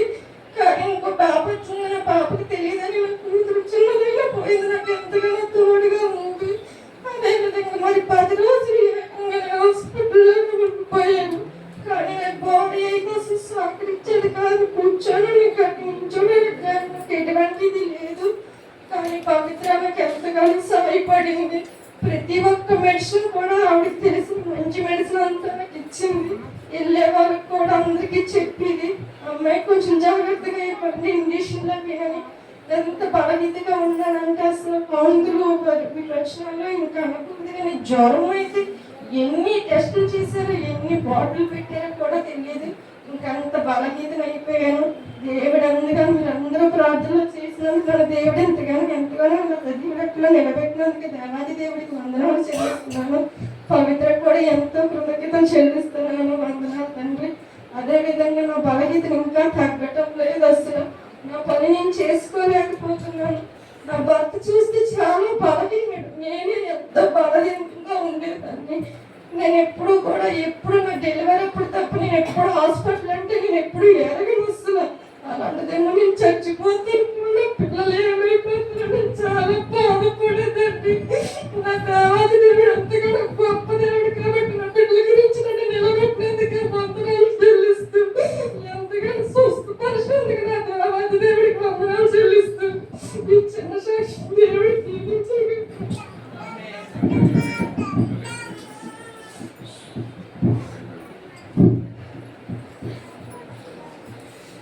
అందరికీ వందనాలు. నా సాక్ష్యం ఏంటంటే దైవజనులకు వందనాలు. నా సాక్ష్యం ఏంటంటే నా డెలివరీ విషయంలో నా డెలివరీ విషయంలో నా దేవుడు నాకు చాలా హెల్ప్ చేశాడు. 3వ తారీఖు సాయంత్రం 5 గంటలకు అలాగా బాబు గారు పుట్టాడు. అయితే ఇంటి దగ్గర పనంతా చేసుకున్నాను. మామూలుగానే వెళ్ళాను. వెళ్ళేసరికి నొప్పి టాబ్లెట్ అది ఇచ్చారు. నొప్పులకి టాబ్లెట్ అది ఇచ్చినప్పుడు నొప్పులు అవి ఎక్కువ వచ్చేస్తున్నాయి. అయితే బేబీ చాలా దూరంగా ఉంది, చాలా రిస్క్ అవుతుంది, బేబీని KGHలోకి జాయిన్ చేసేయాలి, నేను ఇక్కడ ఉంచేయాలి అని చెప్పారు. నేను దేవుడికి ఎంతో ప్రార్థన చేసుకుని మా కుటుంబం అంతా మమ్మల్ని వదిలేసింది. దేవా నువ్వు ఎప్పుడు మమ్మల్ని వదలలేదు, నా బిడ్డ విషయంలో గొప్ప కార్యం చేస్తే నీ సాక్ష్యం చెప్పుకుంటానని చెప్పి ఎంతగానో ప్రార్థన చేసుకుని అంత నొప్పులో కూడా. కానీ మా ఫ్యామిలీ అంతా మమ్మల్ని వదిలేసిన దేవాది దేవుడు ఎప్పుడు మా విషయంలో గొప్ప కార్యం చేస్తూనే ఉన్నాడు. నార్మల్ డెలివరీ అయింది. నా బిడ్డ నన్ను క్షేమంగా ఉంచారు దేవుడు. నేను క్షేమంగా ఇంటికి వచ్చిన బిడ్డ కష్ట విషయంలో కూడా ఎలాంటి అనారోగ్యం లేకుండా క్షేమంగా ఇంటికి తీసుకొచ్చారు. ఇంకొక ప్రేయర్ రిక్వెస్ట్ అండి, మా అమ్మమ్మకి మా మాయకి గొడవ అయింది. ఆ గొడవలో అమ్మమ్మ కొంచెం ఇల్లు విషయంలో గొడవ అయింది. మా మాయ పేరు ఈశ్వరరావు, మా అమ్మమ్మ పేరు కృష్ణవేణి. మా మాయ మనసు మారాలని మీ అందరూ ప్రేయర్ చేయండి. మా మాయ అమ్మమ్మని కొట్టడం అది చేస్తున్నాడు. వాళ్ళ మనసు మారి మా అమ్మలిద్దరూ కలిసి హాయిగా హ్యాపీగా ఉండేలాగా మీ అందరూ ప్రేయర్ చేయండి. ఈ చిన్న సాక్ష్యం దేవుడు దీవించిన గాక. అమ్మాయి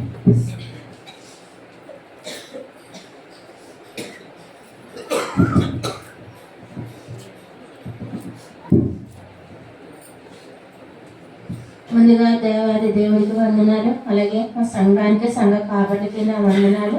నా సాక్ష్యం ఏంటంటే 2 రోజుల కిందట మా మనవడికి ఆరోగ్యం బాగోలేదు. అసలు రాత్రులు పడుకుండేవాడు కాదు, పగలు కూడా పడుకుండేవాడు కాదు. చాలా ఎక్కువ కేకలు వేయడము, పాలు తాగకపోవడము, రాత్రి నైట్ కూడా అయితే చాలా దుఃఖపెట్టేసేవాడు. దుఃఖపెట్టినప్పుడు నేను పాస్టర్ గారు ఫోన్ చేశాను. ముందు రోజు నైట్ ఫోన్ చేసినప్పుడు అడిగారు ఏమో బాగున్నారు అనేసి. అమ్మగారండి ఇలాగ బాబుకు బాగాలేదండి, ఇక్కడ నాకు కూడా కాలు మళ్ళీ వాసిపోయింది, అది బయటన కిందన మళ్ళీ ఓళ్ళగా చిన్నది పడింది, అప్పుడు ఆపరేషన్ అయింది కన్నము, అది కూడా కాలు వాసుకుంది, నేను నడవలేకపోతున్నాను, పిల్లలు చూస్తే ఉండట్లేదు, ఆ పిల్ల చూస్తే చూసుకోలేదు, ఆ పిల్ల కూడా ఆరోగ్యం బాగోలేదు మనిషి. అయితే చాలా బాధపడేదాన్ని. ప్రభు ఏంటి నాకు ఈ సమస్యలు ప్రభు, ఒకటి తప్పితే ఒకటి. అమ్మగారితో కూడా అన్ని ఏటి అమ్మగారండి, ఒకటి తప్పితే ఒకటి, చాలా సమస్యలు అండి, ఒక్కదాన్ని తట్టుకోలేకపోతాను ఇట్ల నుంచి అని చెప్పేసి నేను విజయంగారితో కూడా అన్నాను. పర్వాలేదమ్మా ప్రార్థన చేస్తాను పర్వాలేదు ఏమవుతుందిలే అని చెప్పేసి అన్నారు. అలాగే దేవుడికి ప్రార్థన చేస్తాం. వాళ్ళు కూడా ఒక రీతిగా కూడా దుఃఖ పెట్టేసేవాడు ప్రతిరోజు కూడా. కానీ దేవుడికి అసాధ్యమైనది లేదు కదా. దేవుడే ముట్టి స్వస్థపరిచాడు బిడ్డని. అలాగే బిడ్డ ఆరోగ్యంగా మళ్ళీ ఆరోగ్యం ఇచ్చాడు దేవుడు. అలాగే నాకు కూడా నడవడానికి శక్తినిచ్చాడు దేవుడు. అలాగే ఇంట్లో అల్లర్లు రేచినప్పటికీ కూడా మళ్ళీ నిన్న దినం అయితే నిన్న ఉదయం నుంచి కూడా నేను ఇలాగ పాపాలింటికి వెళ్ళేటప్పటికి ఇలాగ ఇల్లు కూర్చున్నాను. అప్పుడే ఫోన్ వచ్చింది, అమ్మ నువ్వు తొందరగా రావాలని. ఏటైందంటే ఏ విధంగా తొందర రామ్మా అని చెప్పేసి అంటే అప్పుడు నాకు ఆన్సర్ అయిపోయింది, ఇంటికడైతే అలా రెజడిపోతుంది అనేసి. కానీ నేను దేవుడికి ఒకసారి ప్రార్థన చేస్తాను, ప్రభా ఇంటికి వెళ్ళేటప్పటికి సమాధానం పరచు, ఆ బిడ్డని కూడా ముట్టి స్వస్థపరచు, ప్రతి ఒక్క నరాన్ని పైన తండ్రి నీ యొక్క రక్త పోషణ దయచే ప్రభు. ఆ బిడ్డలకు ఇంటికి వెళ్ళేటప్పటికి ఏటి ఉండకూడదు, అల్లరంటూ ఉండకూడదు. నాకైతే టెన్షన్ అయిపోయి గుండు దడ బాదుకోవడము, కాళ్ళు రావు, నడవడానికి కాళ్ళు రావు, మాట్లాడడానికి మాట రాదు, అటువంటి స్థితి అయిపోతుంది నాకు ఏదైనా ఆందోళన తెలిస్తే. ప్రార్థన చేసుకున్నాను దేవుడికి, ప్రభా నీవే ముట్టి స్వస్థపరచబడిని, ఇంటికి వెళ్ళేటప్పుడు సమాధానపరచు, ఆ విషయం మళ్ళీ గొడవ అనేది రేచకూడదు ప్రభా అని చెప్పేసి నేను అక్కడి నుంచి ప్రార్థన చేసుకునే వస్తున్నాను. వచ్చి ఎంత గబగబ వచ్చానంటే, వచ్చి ఇంటికి రాకపోతాడికి సమాధానం, సముద్రము ఎంత నిర్మలం అవుతుందో, వర్షం పడి ఎలాగ ఆగిపోద్దో అలాగ నిశ్శబ్దం అయిపోయింది. ప్రభా నీకు వందనాలు నాయన, అక్కడ నేను ఉంటుండగా, అక్కడ నిన్ను తలుచుకుంటుండగా ఇక్కడ సమాధాన పరిచారు తండ్రి, నీకు స్తోత్రాలు తండ్రి అని దేవుడికి ప్రార్థన చేసుకున్నాను. అలాగే మీ అందరూ ప్రార్థనలో కూడా నా కోడల విషయంలో, అలాగే నాకు ఇచ్చిన మనడి విషయంలో, నా బిడ్డలు మారాలి, కుటుంబం అంతా మారాలి, నా తండ్రి సన్నిధిలో గడపాలి అనే ఆశ నాకు ఉంది. అలాగే నాకు ఇచ్చిన గృహం విషయంలో కూడా మరి నేను దాని మీద రేకి వేసుకోవాలని ఆశపడ్డాను. కానీ దేవుడి తలంతో అయితే వేరొక తలంతో ఉంది. మేము అడిగాము, దేవుడు ప్రార్థన చేసుకున్న తర్వాత బిడ్డకి ఇచ్చాడు తలంతు. ఎందుకు నీవు ఇప్పుడు వేరొకటి కట్టినా సరే ఇప్పుడు దాని మీద రేగేసిన 3,50,000 దగ్గర అయిపోద్ది. కానీ అదే పూర్తి ఆ అబ్బాయి మరొక కొద్దిగా ఎక్స్ట్రా అప్పు చేసుకొని ఎరగొట్టి పూర్తి కట్టుకుంటే మరొకసారి నువ్వు కట్టుకునే సమస్య ఉండదు కదా అని తలంతో బిడ్డకు ఇచ్చాడు. బిడ్డను ఫోన్ చేసి చెప్పింది. సరేనా అలాగే చేద్దాం. ముందు అయ్యగారికి అమ్మగారికి ఫోన్ చేసి వాళ్ళతో మాట్లాడి అప్పుడు ప్రార్థన చేసుకుందాము, అప్పుడు దేవుడి చిత్తం ఏదైతే అదే జరుగుతుందో చెప్పాము. మరి దేవుడి సంకల్పం ఏముందో మాకు తెలియదు. ఆయన చిత్తమో చిన్న సాక్ష్యమో దేవుడు దీవించిన కాక.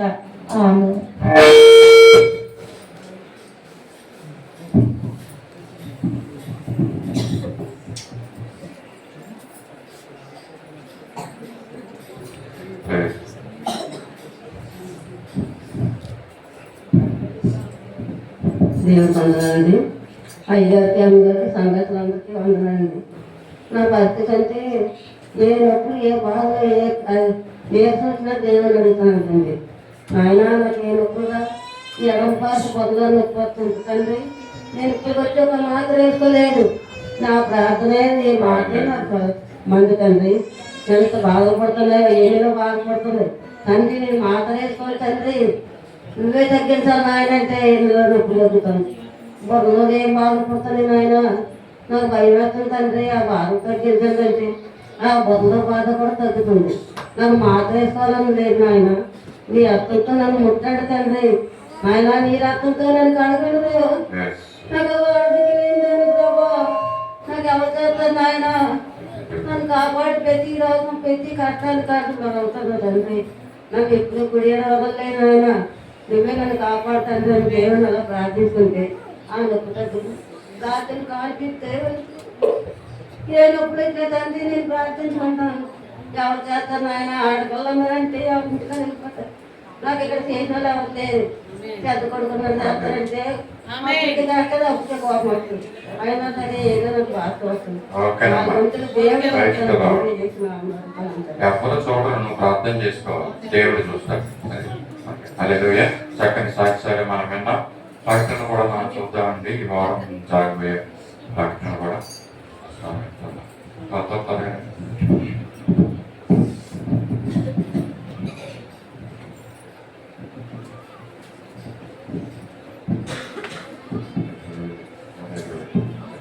ప్రభునామమును బట్టి మేము వచ్చిన వాళ్ళందరికీ మరి వందనాలు చెల్లించుకుంటున్నాం. మరి దినాన్ని మన చాలా కొద్ది మంది వచ్చారు, అయినప్పటికైనా దేవునికి వందనాలు. మరి అయితే నిన్న దినాన్ని మేము కేసీఆర్ సొంత గృహము ఎవరమ్మా అది శంకరం అంటండి. అది మరి కేసీఆర్ చాలా మందికి చెప్పారు. ఏంటంటే కేసీఆర్ వాళ్ళ అన్నయ్య తమ్ముడు ఉంటున్న వాళ్ళ అమ్మగారు ఉన్న ఇంటి పక్కనే స్థలం ఉందండి. దగ్గర నేను అనుకునేది 2 సెంట్ల స్థలము. అక్కడ రెగ్యులర్గా ఒక పాస్టర్ గారు అమ్మగారు కొత్త వలస నుంచి వెళ్ళి ఎప్పటి నుంచో కేసీఆర్ వాళ్ళ అన్నయ్య ఇంట్లోనే ఆరాధన చేస్తున్నారంటండి.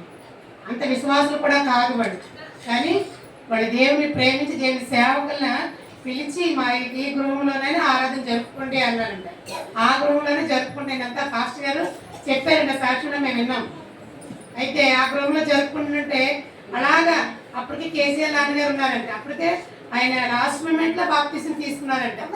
అయితే ఆయనకు ప్రేరేపణ వచ్చి చూడండి, వెంటనే పాస్టర్ గారితో అన్నారంటే కొడుకులతో కూడా సంభాషించుకుంటా, కూతురులతో కానీ భార్యతో కానీ మాటలు సంభాషించుకోకుండా సేవకుడికి బాబు ఇక్కడ నువ్వు మందిరం కట్టుకొని పెట్టండి 2 సెంట్ల స్థలం, రోడ్డు పాయింట్ అండి, నెంబర్ 1 స్థలం అండి అది నిజంగా.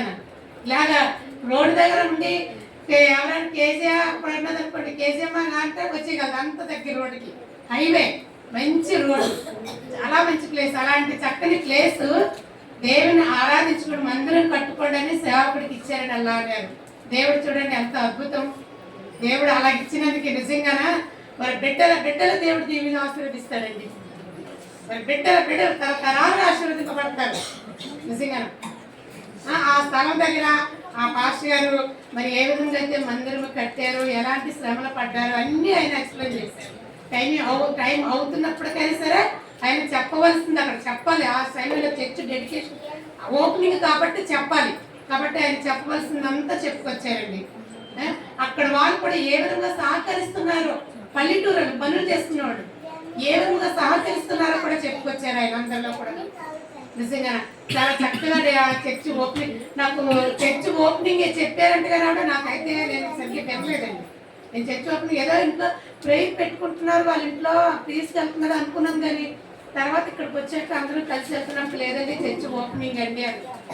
చాలా మంచిది అనుకున్నాను. చాలా మంది చక్కగా పాస్టర్ గారు కొంతమంది పిలుచుకున్నారు, అందరూ వాళ్ళ అనుభవాలు వారి జీవితాలు మేలు చేశారు, అన్ని చెప్పుకొచ్చి చాలా మంది వచ్చారు. నా కొత్త వలస నుంచి కూడా చాలా మంది విశ్వాసులు వచ్చారు. అక్కడ చక్కగా అందరూ పాటలు పాడారండి. నిజంగా వాళ్ళు పాటలు పాడుతుంటే మాకు ఇంకా అలా కూర్చోాలనిపించేసింది. ఎవరు కానీ వెళ్ళిన వాళ్ళు ఎవరు అక్క తిరిగి చూడటం కానీ ఏమి అల్లరి కానీ మాటలు కానీ ఏమీ లేదు, ఇంత డిసిప్లైన్ ఇంతే ఉంటుందండి. సేమ్ ఇలాగే ఉంటుంది ఇక్కడమ్మా, ఇంతే ఉంటుంది, ఇంతే ఉంటుంది. కానీ ఇంకా స్థలం ఉందంట, దగ్గర 2 సెంట్ల స్థలం అంటే చూసుకోండి పొడవగాను. చక్కగా చాలా బాగా చేస్తున్నారు, నీట్గా చేస్తున్నారు, చిన్న మంచి టైల్స్ వేసుకున్నారు. డబ్బులు లేకపోయినా సరే చాలా చక్కగా అలాగా ఏదో ఎలాగ ఇబ్బందులు పడి వచ్చేందుకు పైకి వచ్చేది చెప్పుకొచ్చారు వాళ్ళు. కానీ చక్కగా మరి అది ఎంతో మంది వచ్చారు, చక్కగా పాటలు పాడారండి, స్తుతి ఆరాధన చక్కగా చేసుకొచ్చారు, అంత బాగా దేవుడు నిజంగా. మరి అక్కడ గొప్ప కార్యం చేశాడు. మరి చక్కని భోజనాలు కూడా సేవకులు ఏర్పరిచారండి, చక్కని భోజనాలు నిజంగా. వాళ్ళ ఇప్పుడు అభిలా గారి వదిన ఉంది, మరదలు ఉన్నారు, వాళ్ళ బంధువులు కూడా పిలుచుకున్నారు. హిందువులు కూడా ఎక్కువ మంది వచ్చారు, వాళ్ళు కూడా మందులో కూర్చున్నారు, వాక్యం విన్నారు. చాలా మంది ఏంటంటే మన హిందూ భోజనం టైంకి వస్తారు, క్రైస్తవులైనా ఎవరైనా చాలా మంది చూస్తున్నాం కదండి, భోజనం టైంకి వస్తారు. కానీ హిందువులు వచ్చారు బొట్లు పెట్టుకుని కుక్కలు ఇలా పెట్టుకుని, నేను అలా వెళ్ళగల మొక్కల ముందు చూశాను. వాళ్ళు వచ్చి వాక్యం చాలా శ్రద్ధగా ఉన్నారండి, వాళ్ళు కూడా చేతులు ఎత్తారు. మరి కేసీఆర్ వాళ్ళ అమ్మగారు నేను ఎప్పుడు నిన్ను చూడటమే, మీకు అందరూ మీరు ఇదివరకు చూస్తుంటారేమో, ఆవిడ ఇంకా బాప్టిజం తీసుకోలేదండి, నేను చెప్పాను. అయితే ఆవిడ కూడా రండి నేను చూశాను, 2 చేతులు పైకి ఎత్తేసారండి, పైకెత్తి స్తుతి ఆరాధన చేసింది ఆవిడ, 2 చేతులు పైకి ఎత్తేసింది ఆవిడ. చక్కగా ఆవిడ మరి స్తుతి ఆరాధన చేయడానికి చీర కూడా చక్కగా చదువుకుంది ముసలావిడ, అంటే ప్రిపేర్ అయిపోయింది స్తుతి ఆరాధనకి. చీర చచ్చేసుకొని 2 చేతులు ఎత్తేసారు, స్తుతి ఆరాధన చేసిందండి ఆవిడ. ఎంత గొప్ప దేవుడు అండి దేవుడు. అప్పుడు అంత ఆరాధన అయిపోయాక వాళ్ళ తీసుకెళ్ళింది ఆవిడ, అందరు మమ్మల్ని అందరినీ తీసుకుని వెళ్ళి లోపలికి వెళ్ళి చూస్తే చిన్న కొడుకు ఇంట్లో విగ్రహ ఆరాధన ఉంది. నేను చెప్పాను మళ్ళా సార్ వచ్చేప్పటికి ఇది తినకూడదమ్మా, తీసేయాలి, ఇది మంచిది కాదు, ఆశీర్వాదం కాదు, తీసేయాలంటే అమ్మ తీసేస్తాను, నా చిన్న కొడుకు కోసం ప్రార్థన చేయండి. ఆమె భార్య కూడా అన్నది, అమ్మగారు మా ఆయన కోసం అంటే కేజీ వాళ్ళ తమ్ముడు కోసం ప్రార్థన చేయండి, వాటి కోసం కొంచెం ప్రార్థన చేయండి. కానీ వాళ్ళు ఉన్నారు, నిన్న చక్కగా పరిచయంలో సాగారు, వాటిని వండుతారు అన్ని. వాళ్ళ అన్ని గారంటే బాంబేలో జాబ్ చేస్తున్నారంటే, ట్రైన్ ఆపరేటర్ అంటే ఆయన రాలేదు, ఆయన డేవిడ్ రాజు గారు. మరి తమ్ముడు ఉన్నాడు, అన్నింటిలో సహకరిస్తున్నాడు. కానీ బాప్తిస్తున్నాడు, మనం ప్రార్థన చేయాలి. నిజంగా సరే వాళ్ళు చూడండి, దేవుని దేవుడిని ప్రేమించారు, వాళ్ళు దేవుడిని ప్రేమించారు కనుక స్థలం ఇచ్చారు. ఆ సేవకులను ఆదరిస్తున్నారు, చాలా చక్కగా సర్వే చేశారండి. వాళ్ళ వదిన మరదలు వాళ్ళ అమ్మగారు నిజంగా వాళ్ళందరూ అయితే అమ్మ మీరు ఎక్కడికి ఎక్కడే నీకే మీకు భోజనాలు తెస్తాము అని ఎంతగానో వాళ్ళు ప్రేమ చూపించారు. వాళ్ళు నిజంగా చెప్పాము, మేము కూడా చెప్పాము, మా మందిరానికి కూడా మీరు రండి అని చెప్పాము, వస్తామన్నారు. కానీ కేసీఆర్ వాళ్ళ తమ్ముడికి మరదలకి వాళ్ళ అమ్మగారు బాగా తీసుకుని, అమ్మగారు అయితే అన్నారమ్మ నేను తీసేసుకుంటాను అన్నారు. వాళ్ళ తమ్ముడు కోసం మరదల కోసం, మరదలు కూడా రెడీగానే ఉంది తీసుకోవటానికి. తమ్ముడు కోసం మా అమ్మాయి కూడా ఉంది, మా ఆయన కోసం మీరు బాగా మీ సంఘంలో కూడా ప్రార్థన చేయండి అన్నారు. కానీ అది బాధ్యత ఉంది మనకి, ఇలాంటి రిక్వెస్ట్లు చేసే వాళ్ళ కోసం మీరు ఇళ్ళ దగ్గర కూడా ప్రార్థన చేయండి దయచేసి. మర్చిపోకండి. చెప్తున్నాను కదండి పదే పదే, మీ ఇంట్లో ఉన్న కుటుంబాలు, మీ బిడ్డలు ఎప్పుడైనా సరే ఎవరైనా నా తరగతి మా పిల్లల కోసం, మా బిడ్డల రక్షణ కోసం ప్రార్థన చేయండి అని చెప్పలేదు. వాళ్ళు చేసుకున్నారు, ఉన్నారు, భారంగా చేసుకుంటున్నారు. కొడుకు కోడళ్ళ కోసము చాలా వేదంతో చాలా బాధపడింది కూడా వాళ్ళ అమ్మగారు. కాబట్టి అలాంటి కోసం ప్రార్థించింది. అది విలేజ్. నేను అడిగాను ఒక అతన్ని, ఈ ఊర్లో ఎన్ని ఇల్లులు ఉంటాయంటే 100 ఇల్లులు ఉంటాయండి. నిజంగా 100 ఇళ్ళు కూడా రక్షింపడాలి. దేవుడే ఆ సేవడికి ఇచ్చిన దర్శనము అక్కడ నెరవేరాలి. అనేక మంది కూడా అక్కడ మరి రావాలి. చుట్టుపక్కల గ్రామాల ఊరంతా కూడా రక్షింపడాలి. చక్కటి మంది చక్కగా కట్టుకున్నారండి. మంచి ఎండాకాలం ఇంకా బాగుంటుంది అక్కడ. అంత మంచి మరి కేసీఆర్ గారు మమ్మల్ని అందరినీ ప్రేరేపించి మంచి ట్రాన్స్పోర్ట్, మంచి ఆటో కూడా. ఆటో ఎక్కిన మాకు ఏ నొప్పులు లేవండి. ఒళ్ళు నొప్పులు అంటే మాకు లేవు. నిజంగా కారులో వెళ్ళి వచ్చినట్టేగానే ఆయన మాకు అందరికీ మంచి ఆతిథ్యం ఇచ్చి మళ్ళీ ఎవరి గృహాల వాళ్ళకి క్షేమంగా తీసుకొని మరి ఆవిడ అట్టి ఏర్పాట్లు చేసేది దేవుడికి. మరి దేవుడు కూడా మా ప్రేమలో కాపాడి క్షేమంగా మమ్మల్ని తీసుకొని వచ్చాడు. మరి ఇంకొక విషయం, మరి ఈరోజు ఆరాధన వాక్యం అయిపోయిన తర్వాత మీరందరూ ఉండండి. సొంతమ్మ గారు, ఇంద్రమ్మ గారు మీకు అందరికి గిఫ్ట్లు తెచ్చారు. అది సడన్ గానే అమ్మగారు తీసుకొచ్చారు. ఉన్న వాళ్ళందరూ తీసుకోండి. అమ్మగారు ఇచ్చినాడు అందరికీ. మళ్ళీ రాలేని వచ్చే వారు మీకు చెప్పండి. వచ్చే వారు మిగతా ఇచ్చేస్తారు అమ్మగారు. ఎవరు రాలేదు వాళ్ళకి మిగతా వారు కూడా వచ్చేవారు ఇస్తారు. అలాగే వచ్చే ఆదివారం కూడా అందరూ రావాలి. చర్చి తరపున చీరలు కూడా ఇవ్వబడుతుందండి. కాబట్టి అందరూ రావండి. వాళ్ళు రాలేదు కదా నాకు ఇచ్చేయండి అంటే అవదు. మీరు రాలేని చెప్పండి. చీరలు ఇస్తారంటే చర్చి తరపున ఎప్పుడు ఇస్తారు కదండి, సంఘం ఇస్తుంది కదా ఎప్పుడు. ఆ విధంగా ఎందుకంటే ఇస్తున్నారు. రాత్రి మేము మాట్లాడుకోవడం జరిగింది సుజీని మేమును. అయితే క్రిస్మస్ పట్టుకోవాలని, క్రిస్మస్ రోజు కుట్టించుకుంటారు, అక్క కట్టుకుంటారు కదా అని ఆ అమ్మాయి దేవుడు మంచి తలపించాడు. అలాగే అన్నాం. కాబట్టి ఆ రోజు మాత్రం అందరూ కూడా రండి. రాళ్ళకు చెప్పండి. ఈ విధంగానే చెప్పి వాళ్ళు తీసుకున్నారండి వచ్చే ఆదివారం. మరి క్విజ్ కూడా అయ్యా కూడా చెప్తారు. మరి డేవిడ్ బ్రదర్ అండి ఉదయం వచ్చి కర్రలు పాపం భోజనాలకు మనకు అందరికీ అడ్డు ఉంటుందని ఆయన తొందరగా ఉదయం ఇంటి దగ్గర పిల్లలు కూడా ఉదయం డ్యూటీ అంట. అయినా సరే ఆయన ఉదయాన్నే వచ్చి ఆ కర్రలు తాళ్ళు చేతితో ఎక్కువలసింది మరి తిప్పుకున్నా. మరి అందుకంటే సాతాను అలాగే గలిబిలి చేస్తుంది పాపం. ఆయన తాళ్ళు అంటే అట్లా చాక్ అని పెద్ద చాక్ అంట. చాక్ కాస్తుంటే ఏం కట్ చేసేస్తున్నారంటే ఇది చూడండి. అసలు యాక్చువల్గా పవిత్ర గారు ఈ రోజు అంటే పిక్నిక్ వెళ్ళాలంట వాళ్ళ స్టాఫ్ అందరూ. ఆవిడంటే పిక్నిక్ వెళ్ళను, నేను పిక్నిక్ రాను కాబట్టి అంటే డ్యూటీ వేస్తారంట. ఆదివారం కదండి పిక్నిక్ రాను అంటే డ్యూటీ వేసేసారంట. డ్యూటీ కంటే మరి వెళ్ళ తప్పదు కదండి, గవర్నమెంట్ డ్యూటీ, అధికారులు లోబడాలి కదా. డ్యూటీకి వెళ్ళిపోయింది. చూడండి ఈయనకి ఇక్కడ దెబ్బ తగలడము, పవిత్ర గారు డ్యూటీలో ఉండడం. వెంటనే మన బన్ను మరి కిట్టు అనుకుంటూ వచ్చినట్టున్నారు. కిట్టు గబగబగా వచ్చి తీసుకుని హాస్పిటల్ తీసుకెళ్ళి దేవుడు ఏర్పాటు చూడండి ఎలా చేశాడు. ఆ ఎవరిని పెట్టే సమయానికి వచ్చాడు. ఒకసారి తొందరగా రాడు, లాస్ట్ వస్తాడు. ఆ కర్తవ్యం కూడా తీసుకొని రాలేదు. ఆయన వెనకతలు వచ్చి దెబ్బతను వెంటనే దేవుడు ఏర్పాటు చేసి అక్కడ భార్య ఉంది డ్యూటీలోను, ఇక్కడ దేవుడు యమనస్తుని ఇచ్చాడు. దేవుడు వెంటనే మరి పవిత్ర గారి ట్రీట్మెంట్ అది చేయిస్తున్నారు. నమ్మగారు ఫోన్ చేశారు. చేసిన అర్థం చేయండి. దేవుడి గారు తొందరగా గాయం స్వస్థపరిచినట్లుగా మరి ఎంతో మరి మందిరానికి అయినా మరి ఎంతో సహకారంగా ఉంటున్నారని పక్క ఉద్యోగం మరి మందిరం కూడా మరి సహాయం చేస్తున్నారు ఆయన. కాబట్టి ఆయన కోసం అందరూ ప్రార్థన చేయండి తప్పకుండా. కాబట్టి ఇది గుర్తు పెట్టుకోండి అన్ని విషయాలు. మరి పీస్ మాత్రం ఈ వారం ఉండదండి, ఎందుకంటే మరి కొంతమంది లేరు కాబట్టి మరి దేవుడి దగ్గర కాకుండా మరి వచ్చే వారం పెడతారు. ఓకే అండి, మిగతా అని అయ్యారు చెప్తారు. ప్రకటన మనం విన్నాము, మరికొన్ని ప్రకటనలు మనం చూద్దామండి. మరి సండే స్కూల్ యాదవ్ మరి సండే స్కూల్ జరగదు కానీ క్రిస్మస్ ప్రోగ్రామ్ గురించి వాళ్ళు ప్రాక్టీసులు చేయవలసిన అవసరం ఉంది. పిల్లలు మరి దీన్ని గమనించి మీ క్రిస్మస్ కార్యక్రమం కోసం ప్రాక్టీసులు చేయవలసిందిగా కోరుతాను. ఈ యొక్క ఆరాధన అయిన తర్వాత ప్రతి శుక్రవారం స్త్రీల కూడిక యథావిధిగా ఉంటుందండి.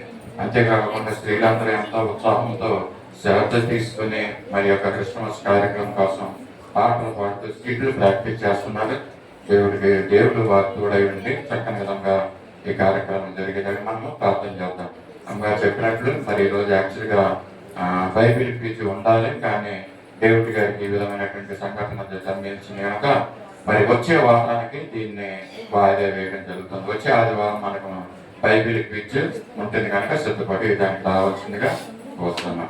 అలాగే 15వ తారీఖు ఈ ఆదివారం తర్వాత రేపు దినం వీలైతే చర్చ్ డెకరేషన్ సామ్యాల్ గారు ఉంటారు, చర్చ్ డెకరేషన్ చేస్తానికి యవనస్తులు మరి సహాయపడాలని కోరుతున్నాను. మరి ఒక్క రోజులో ఈ డెకరేషన్ పని అవ్వదండి. 15వ తారీఖు ఒక రోజు, 17వ తారీఖున బయట వీలైతే సీరియల్ సెట్స్, ఎందుకంటే 18 మనకి చర్చి యానివర్సరీ ఉంది కనుక ఈ యొక్క డెకరేషన్ అంతా కూడా యానివర్సరీకి ముందుగానే ఇది జరగాలి కనుక రేపు దినము కొంత డెకరేషన్ చేస్తారు సామ్యాల్ గారు అలాగే యవనస్తులు బిడ్డలు. అలాగే 17వ తారీఖున మళ్ళీ మిగతా డెకరేషన్ కంప్లీట్ చేయవలసిందిగా కోరుతున్నాను. అలాగే 18వ తారీఖు లక్షవారం మన సంఘ వార్షికోత్సవం అండి. దాన్ని గుర్తు చేసుకుంటూ దేవుడి మరింతకాలం సంవత్సరకాలం మనల్ని కాపాడాడు, సంఘాన్ని క్షమించి నడిపించిన దేవునికి కృతజ్ఞతగా మనం ఆ రోజు సాయంకాలం 6 గంటలకి మందిరంలో ప్రార్థన కూడిక ఉంటుంది. 18వ తారీఖు సంఘ వార్షికోత్సవ కూడిక కనుక దీన్ని ఎంత ప్రార్థన చేయండి, ప్రార్థన పూర్వకంగా ఈ యొక్క కూడికి అందరూ రావాలని తెలియజేస్తున్నాను. 18వ తారీఖు లక్షవారం గురువారం వచ్చిందండి. సాయంకాలము 6 గంటలకి జ్ఞాపకం ఉంచుకొని అందరం కూడా వద్దాం, ప్రభు నా దినము కృతజ్ఞతలు చెల్లిద్దాం, ప్రార్థన చేద్దాం. మరి పాటలు వాటికి అన్నీ ఉంటాయి కనుక దయచేసి గమనించండి. చలికాలం కనుక తొందరగా వచ్చినట్లయితే ఆ రోజు తొందరగా ముగించుకుని అందాం, ఎందుకంటే ఆ రోజు భోజనాలు ఉండవు, స్నాక్స్ ఇవ్వబడతాయి కనుక తొందరగా ప్రారంభించుకుని మనం తొందరగా మరి క్లోజ్ చేసుకుని వెళ్దాము. మరి అందరూ జ్ఞాపకం ఉంచుకోండి. 18వ తారీఖు లక్షవారం. మరి అలాగే ఈ వారంలో పుట్టినరోజులు పెళ్లి రోజులు జరుపుకుంటున్నాం, జ్ఞాపకం చేసుకుందాం. ఈ శనివారం 20వ తారీఖున సునీల్ అలాగే మేరీ సుజాత గారి యొక్క వివాహ దినము, ప్రార్థన చేద్దాం వాళ్ళ నిమిత్తము. మరి వారికి శుభాకాంక్షలు కూడా దాన్ని గుర్తించుకుని తెలియజేయవలసిందిగా కూర్చున్నాను. ఈ దినంలో చిన్న ప్రార్థన చేసి మరి మిగతా కార్యక్రమాలకు వెళ్దాం. మా ప్రతినిధిగా ప్రేమించిన మా పల్లవి తండ్రి, పరిశుద్ధులైన దేవ ప్రేమ రాజా, ఈ పరిశుద్ధ పదార్థం స్తోత్రాలు చెల్లించుకుంటున్నాం. ఇంతవరకు మా తండ్రి యొక్క కార్యక్రమంలో మీరు చేసిన వహించి మీరు నడిపించుకున్న విధానం బట్టి నీకు స్తుతులు స్తోత్రాలు చెల్లించుకుంటున్నాం. అయ్యా, ఈ క్రిస్మస్ కార్యక్రమాల గురించి మేము ప్రార్థిస్తున్నాం. చిన్నపిల్లల్ని, యవనస్తుల్ని, పెద్దవారిని అందరూ కూడా మీరు సిద్ధపరచమని కూడా ఆ కార్యక్రమం మేము అందరము సంతోషించి ఆనందించగా సహాయం చేయండి. 15-17 తారీఖులో జరిగే డెకరేషన్ విషయంలో మీరు సహాయం చేయండి. బిడ్డలు మీరు సమకూర్చమని కూడా అడుగుతున్నాం.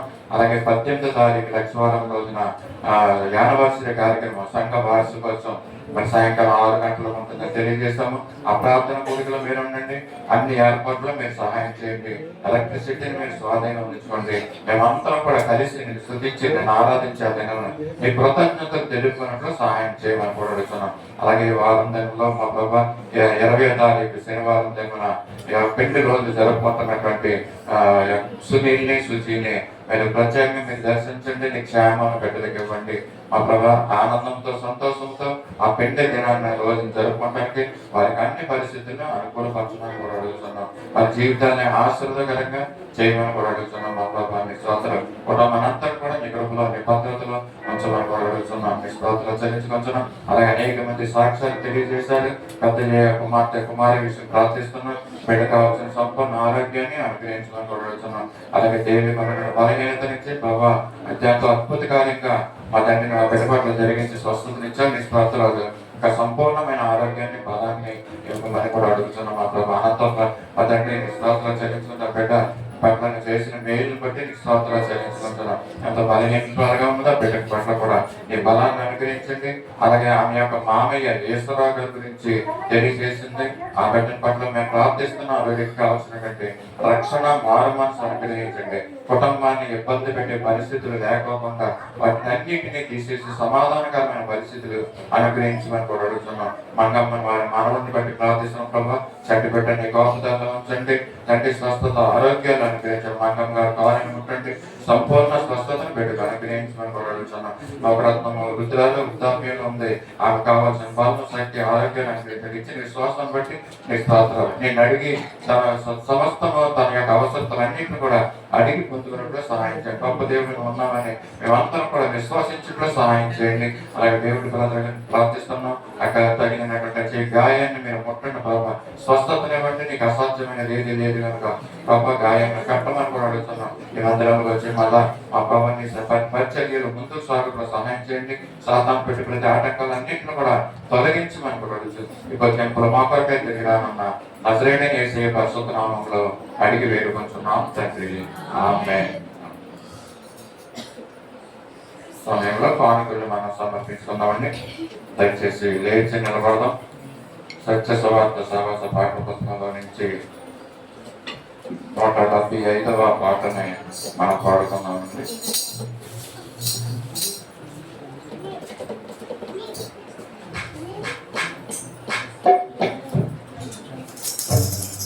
సంగీత నాదముతో స్తోత్ర సంకీర్తనతో నీ ప్రేమ గీతం పాడేదా. సంగీత నాదముతో స్తోత్ర సంకీర్తనతో నీ ప్రేమ గీతం పాడేదా. నీ గొప్ప కార్యం సాగేదా. నా జీవితం మార్చిన యేసయ్యా, చేతుగా ఎదురయ్యా. సంగీత నాదముతో స్తోత్ర సంకీర్తనతో నీ ప్రేమ గీతం పాడేదా. నీ గొప్ప కార్యం సాగేదా. కఠిన హృదయమున కారుణ్యమును నింపి పలుపలుపు ఎంచిన కృపలను కొనియాడెదా. నా కఠిన హృదయమున కారుణ్యమును నింపి పలుపలుపు ఎంచిన కృపలను కొనియాడెదా. పాపమును క్షమించి నన్ను మార్చిన సమస్తమును భరించి సరిపెట్టిన నీ ప్రేమ గీతం పాడేదా. నీ గొప్ప కార్యం సాగేదా. సంగీత నాదముతో స్తోత్ర సంకీర్తనతో నీ ప్రేమ గీతం పాడేదా. నీ గొప్ప కార్యం సాగేదా. నా కష్ట సమయమున నా చెంతనే నిలిచి విడువక నడిపించిన విధమును వివరించెదా. నా కష్ట సమయమున నా చెంతనే నిలిచి విడువక నడిపించిన విధమును వివరించెదా. ప్రేమమును కలిగించి నన్ను లేపిన దీవెనలు కురిపించి కృప చూపిన నీ ప్రేమ గీతం పాడేదా. నీ గొప్ప కార్యం సాగేదా. నాదముతో స్తోత్ర సంకీర్తనతో నీ ప్రేమ గీతం పాడేదా.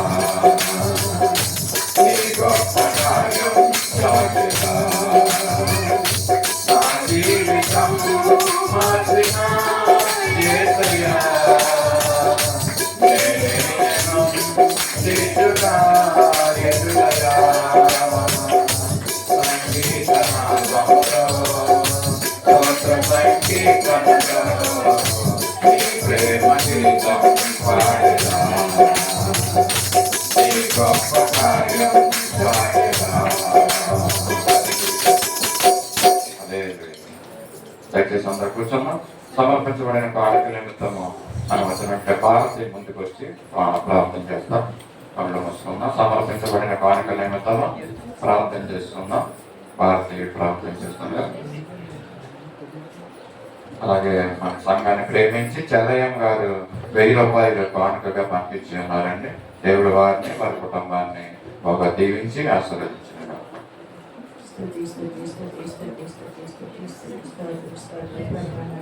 పరిశుద్ధ తండ్రి ప్రేమ తండ్రి రక్షకుడు కలిసి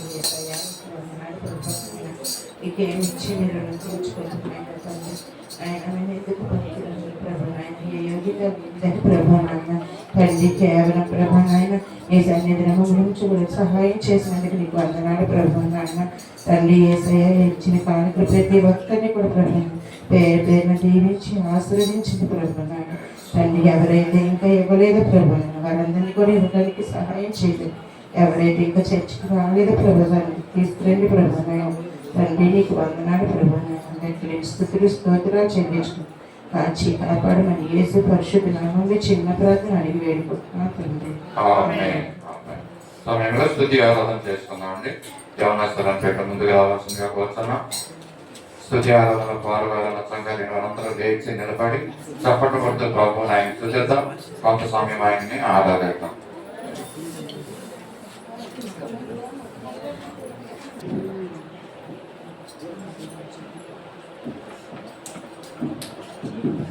లేవగల వాళ్ళందరూ లేచి నిలబడినట్లయితే మనకున్న అతి తక్కువ సమయంలో అతి ఎక్కువగా ఆరాధన చేసుకుందామండి.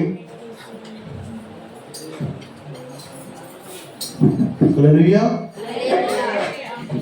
నిన్నే స్తుతింతునయ్యా యేసయ్యా నిన్నే సేవింతునయ్యా నిన్నే స్తుతింతునయ్యా యేసయ్యా నిన్నే సేవింతునయ్యా నీవే సత్యము జీవము నీవే రక్షణ విమోచన దుర్గము నీవే మార్గము సత్యము జీవము నీవే రక్షణ విమోచన దుర్గము నీ సాటి దేవుడు లేనయ్యా ఈ జగమందు నీలాంటి దేవుడు లేనయ్యా నీ సాటి దేవుడు లేనయ్యా ఈ జగమందు నీలాంటి దేవుడు లేనయ్యా ఆరాధింతును నిన్నే ఆరాధింతును ఆరాధింతును నిన్నే ఆరాధింతును ఆరాధింతును నిన్నే ఆరాధింతును ఆరాధింతును నిన్నే ఆరాధింతును నిన్నే స్తుతింతునయ్యా యేసయ్యా నిన్నే సేవింతునయ్యా ఇస్సాకును కాపాడుటకు గొర్రెను దాచావు మమ్మను కాపాడుటకు నీవు బలిగా మారావు ఇస్సాకును కాపాడుటకు గొర్రెను దాచావు మమ్మను కాపాడుటకు నీవు బలిగా మారావు మరొక ఇస్సాకును కాపాడుటకు గొర్రెను దాచావు మమ్మను కాపాడుటకు నీవు బలిగా మారావు నీలాంటి దేవుడు లేనయ్యా ఈ జగమందు నీలాంటి దేవుడు లేనయ్యా కలిసి నీలాంటి దేవుడు లేనయ్యా ఈ జగమందు నీలాంటి దేవుడు లేనయ్యా ఆరాధించును నిన్నే ఆరాధించును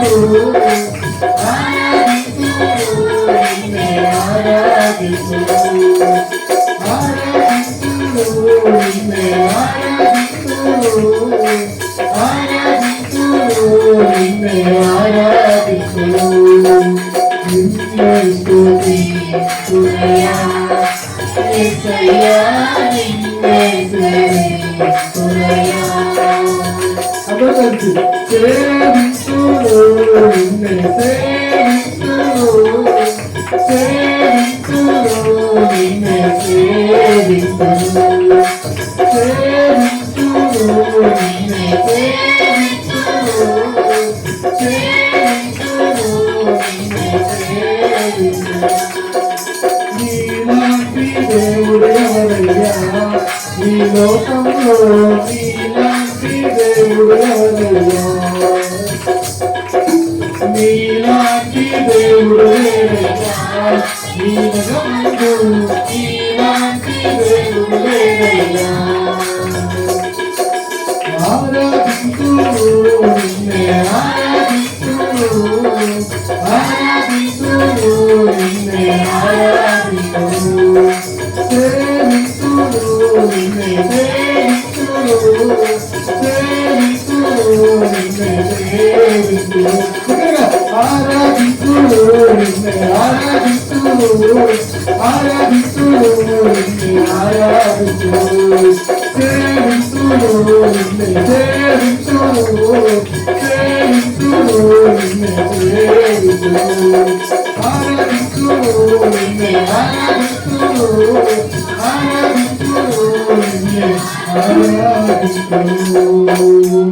అవునయ్యా నిన్నే నమ్ముకున్నామయ్యా తండ్రి ప్రభు నిన్ను నమ్ముకోలేని వాళ్ళు ఎవరు ఉండరు ప్రభు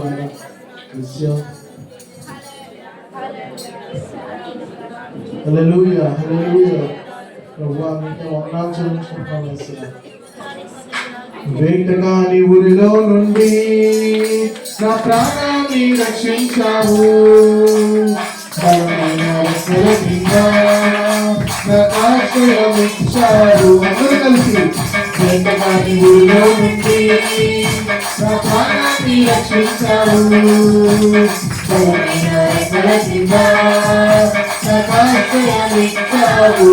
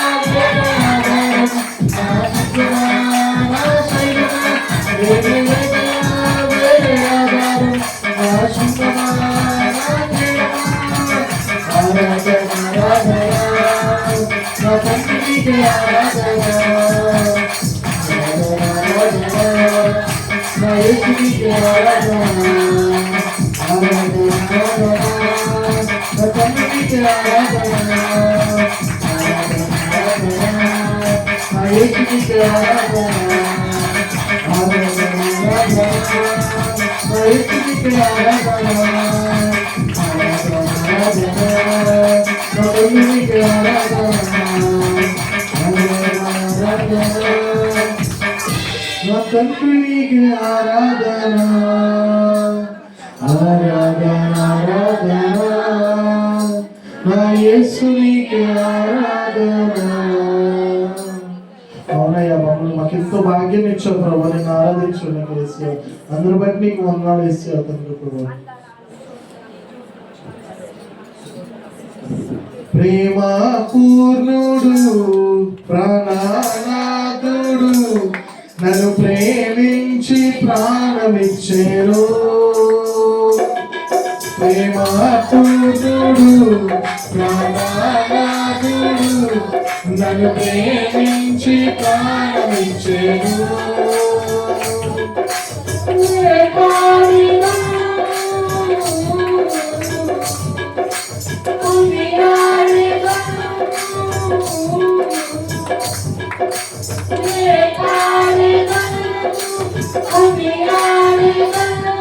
నా ప్రియ యేసు క్రీస్తుని ప్రకటింతును. నా ప్రియ యేసు క్రీస్తుని ప్రకటింతును. నా ప్రియ యేసు క్రీస్తుని ప్రకటింతును. ప్రేమ పూర్ణుడు ప్రాణనాథుడు నన్ను ప్రేమించి ప్రాణమిచ్చెను. ప్రేమ పూర్ణుడు ప్రాణనాథుడు నన్ను ప్రేమించి ప్రాణమిచ్చెను. లోయల కంటే లోతైనది నా యేసు ప్రేమ, గగనము కంటే ఎత్తైనది కలువరిలో ప్రేమ. లోయల కంటే లోతైనది నా యేసు ప్రేమ, గగనము కంటే ఎత్తైనది కలువరిలో ప్రేమ. యేసుని ప్రేమ బలవంతో ఇహమందైనా బలవంతైనా. యేసుని ప్రేమ బలవంతో ఇహమందైనా బలవంతైనా. వెలకట్టలేని కలువరిలో ప్రేమ, కలువరిలో ప్రేమ నాకై వెలియైన ప్రేమ. కలువరిలో ప్రేమ నాకై వెలియైన ప్రేమ. ప్రేమ పూర్ణుడు ప్రాణనాథుడు నన్ను ప్రేమించి ప్రాణమిచ్చెను. ప్రేమ పూర్ణుడు ప్రాణనాథుడు నన్ను ప్రేమించి ప్రాణమిచ్చెను. మరణము కంటే బలమైనది ప్రాణ ప్రేమ. మరణపు ముల్లులు విరచినది బలమైన ప్రేమ. మరణము కంటే బలమైనది పునరుద్ధార ప్రేమ.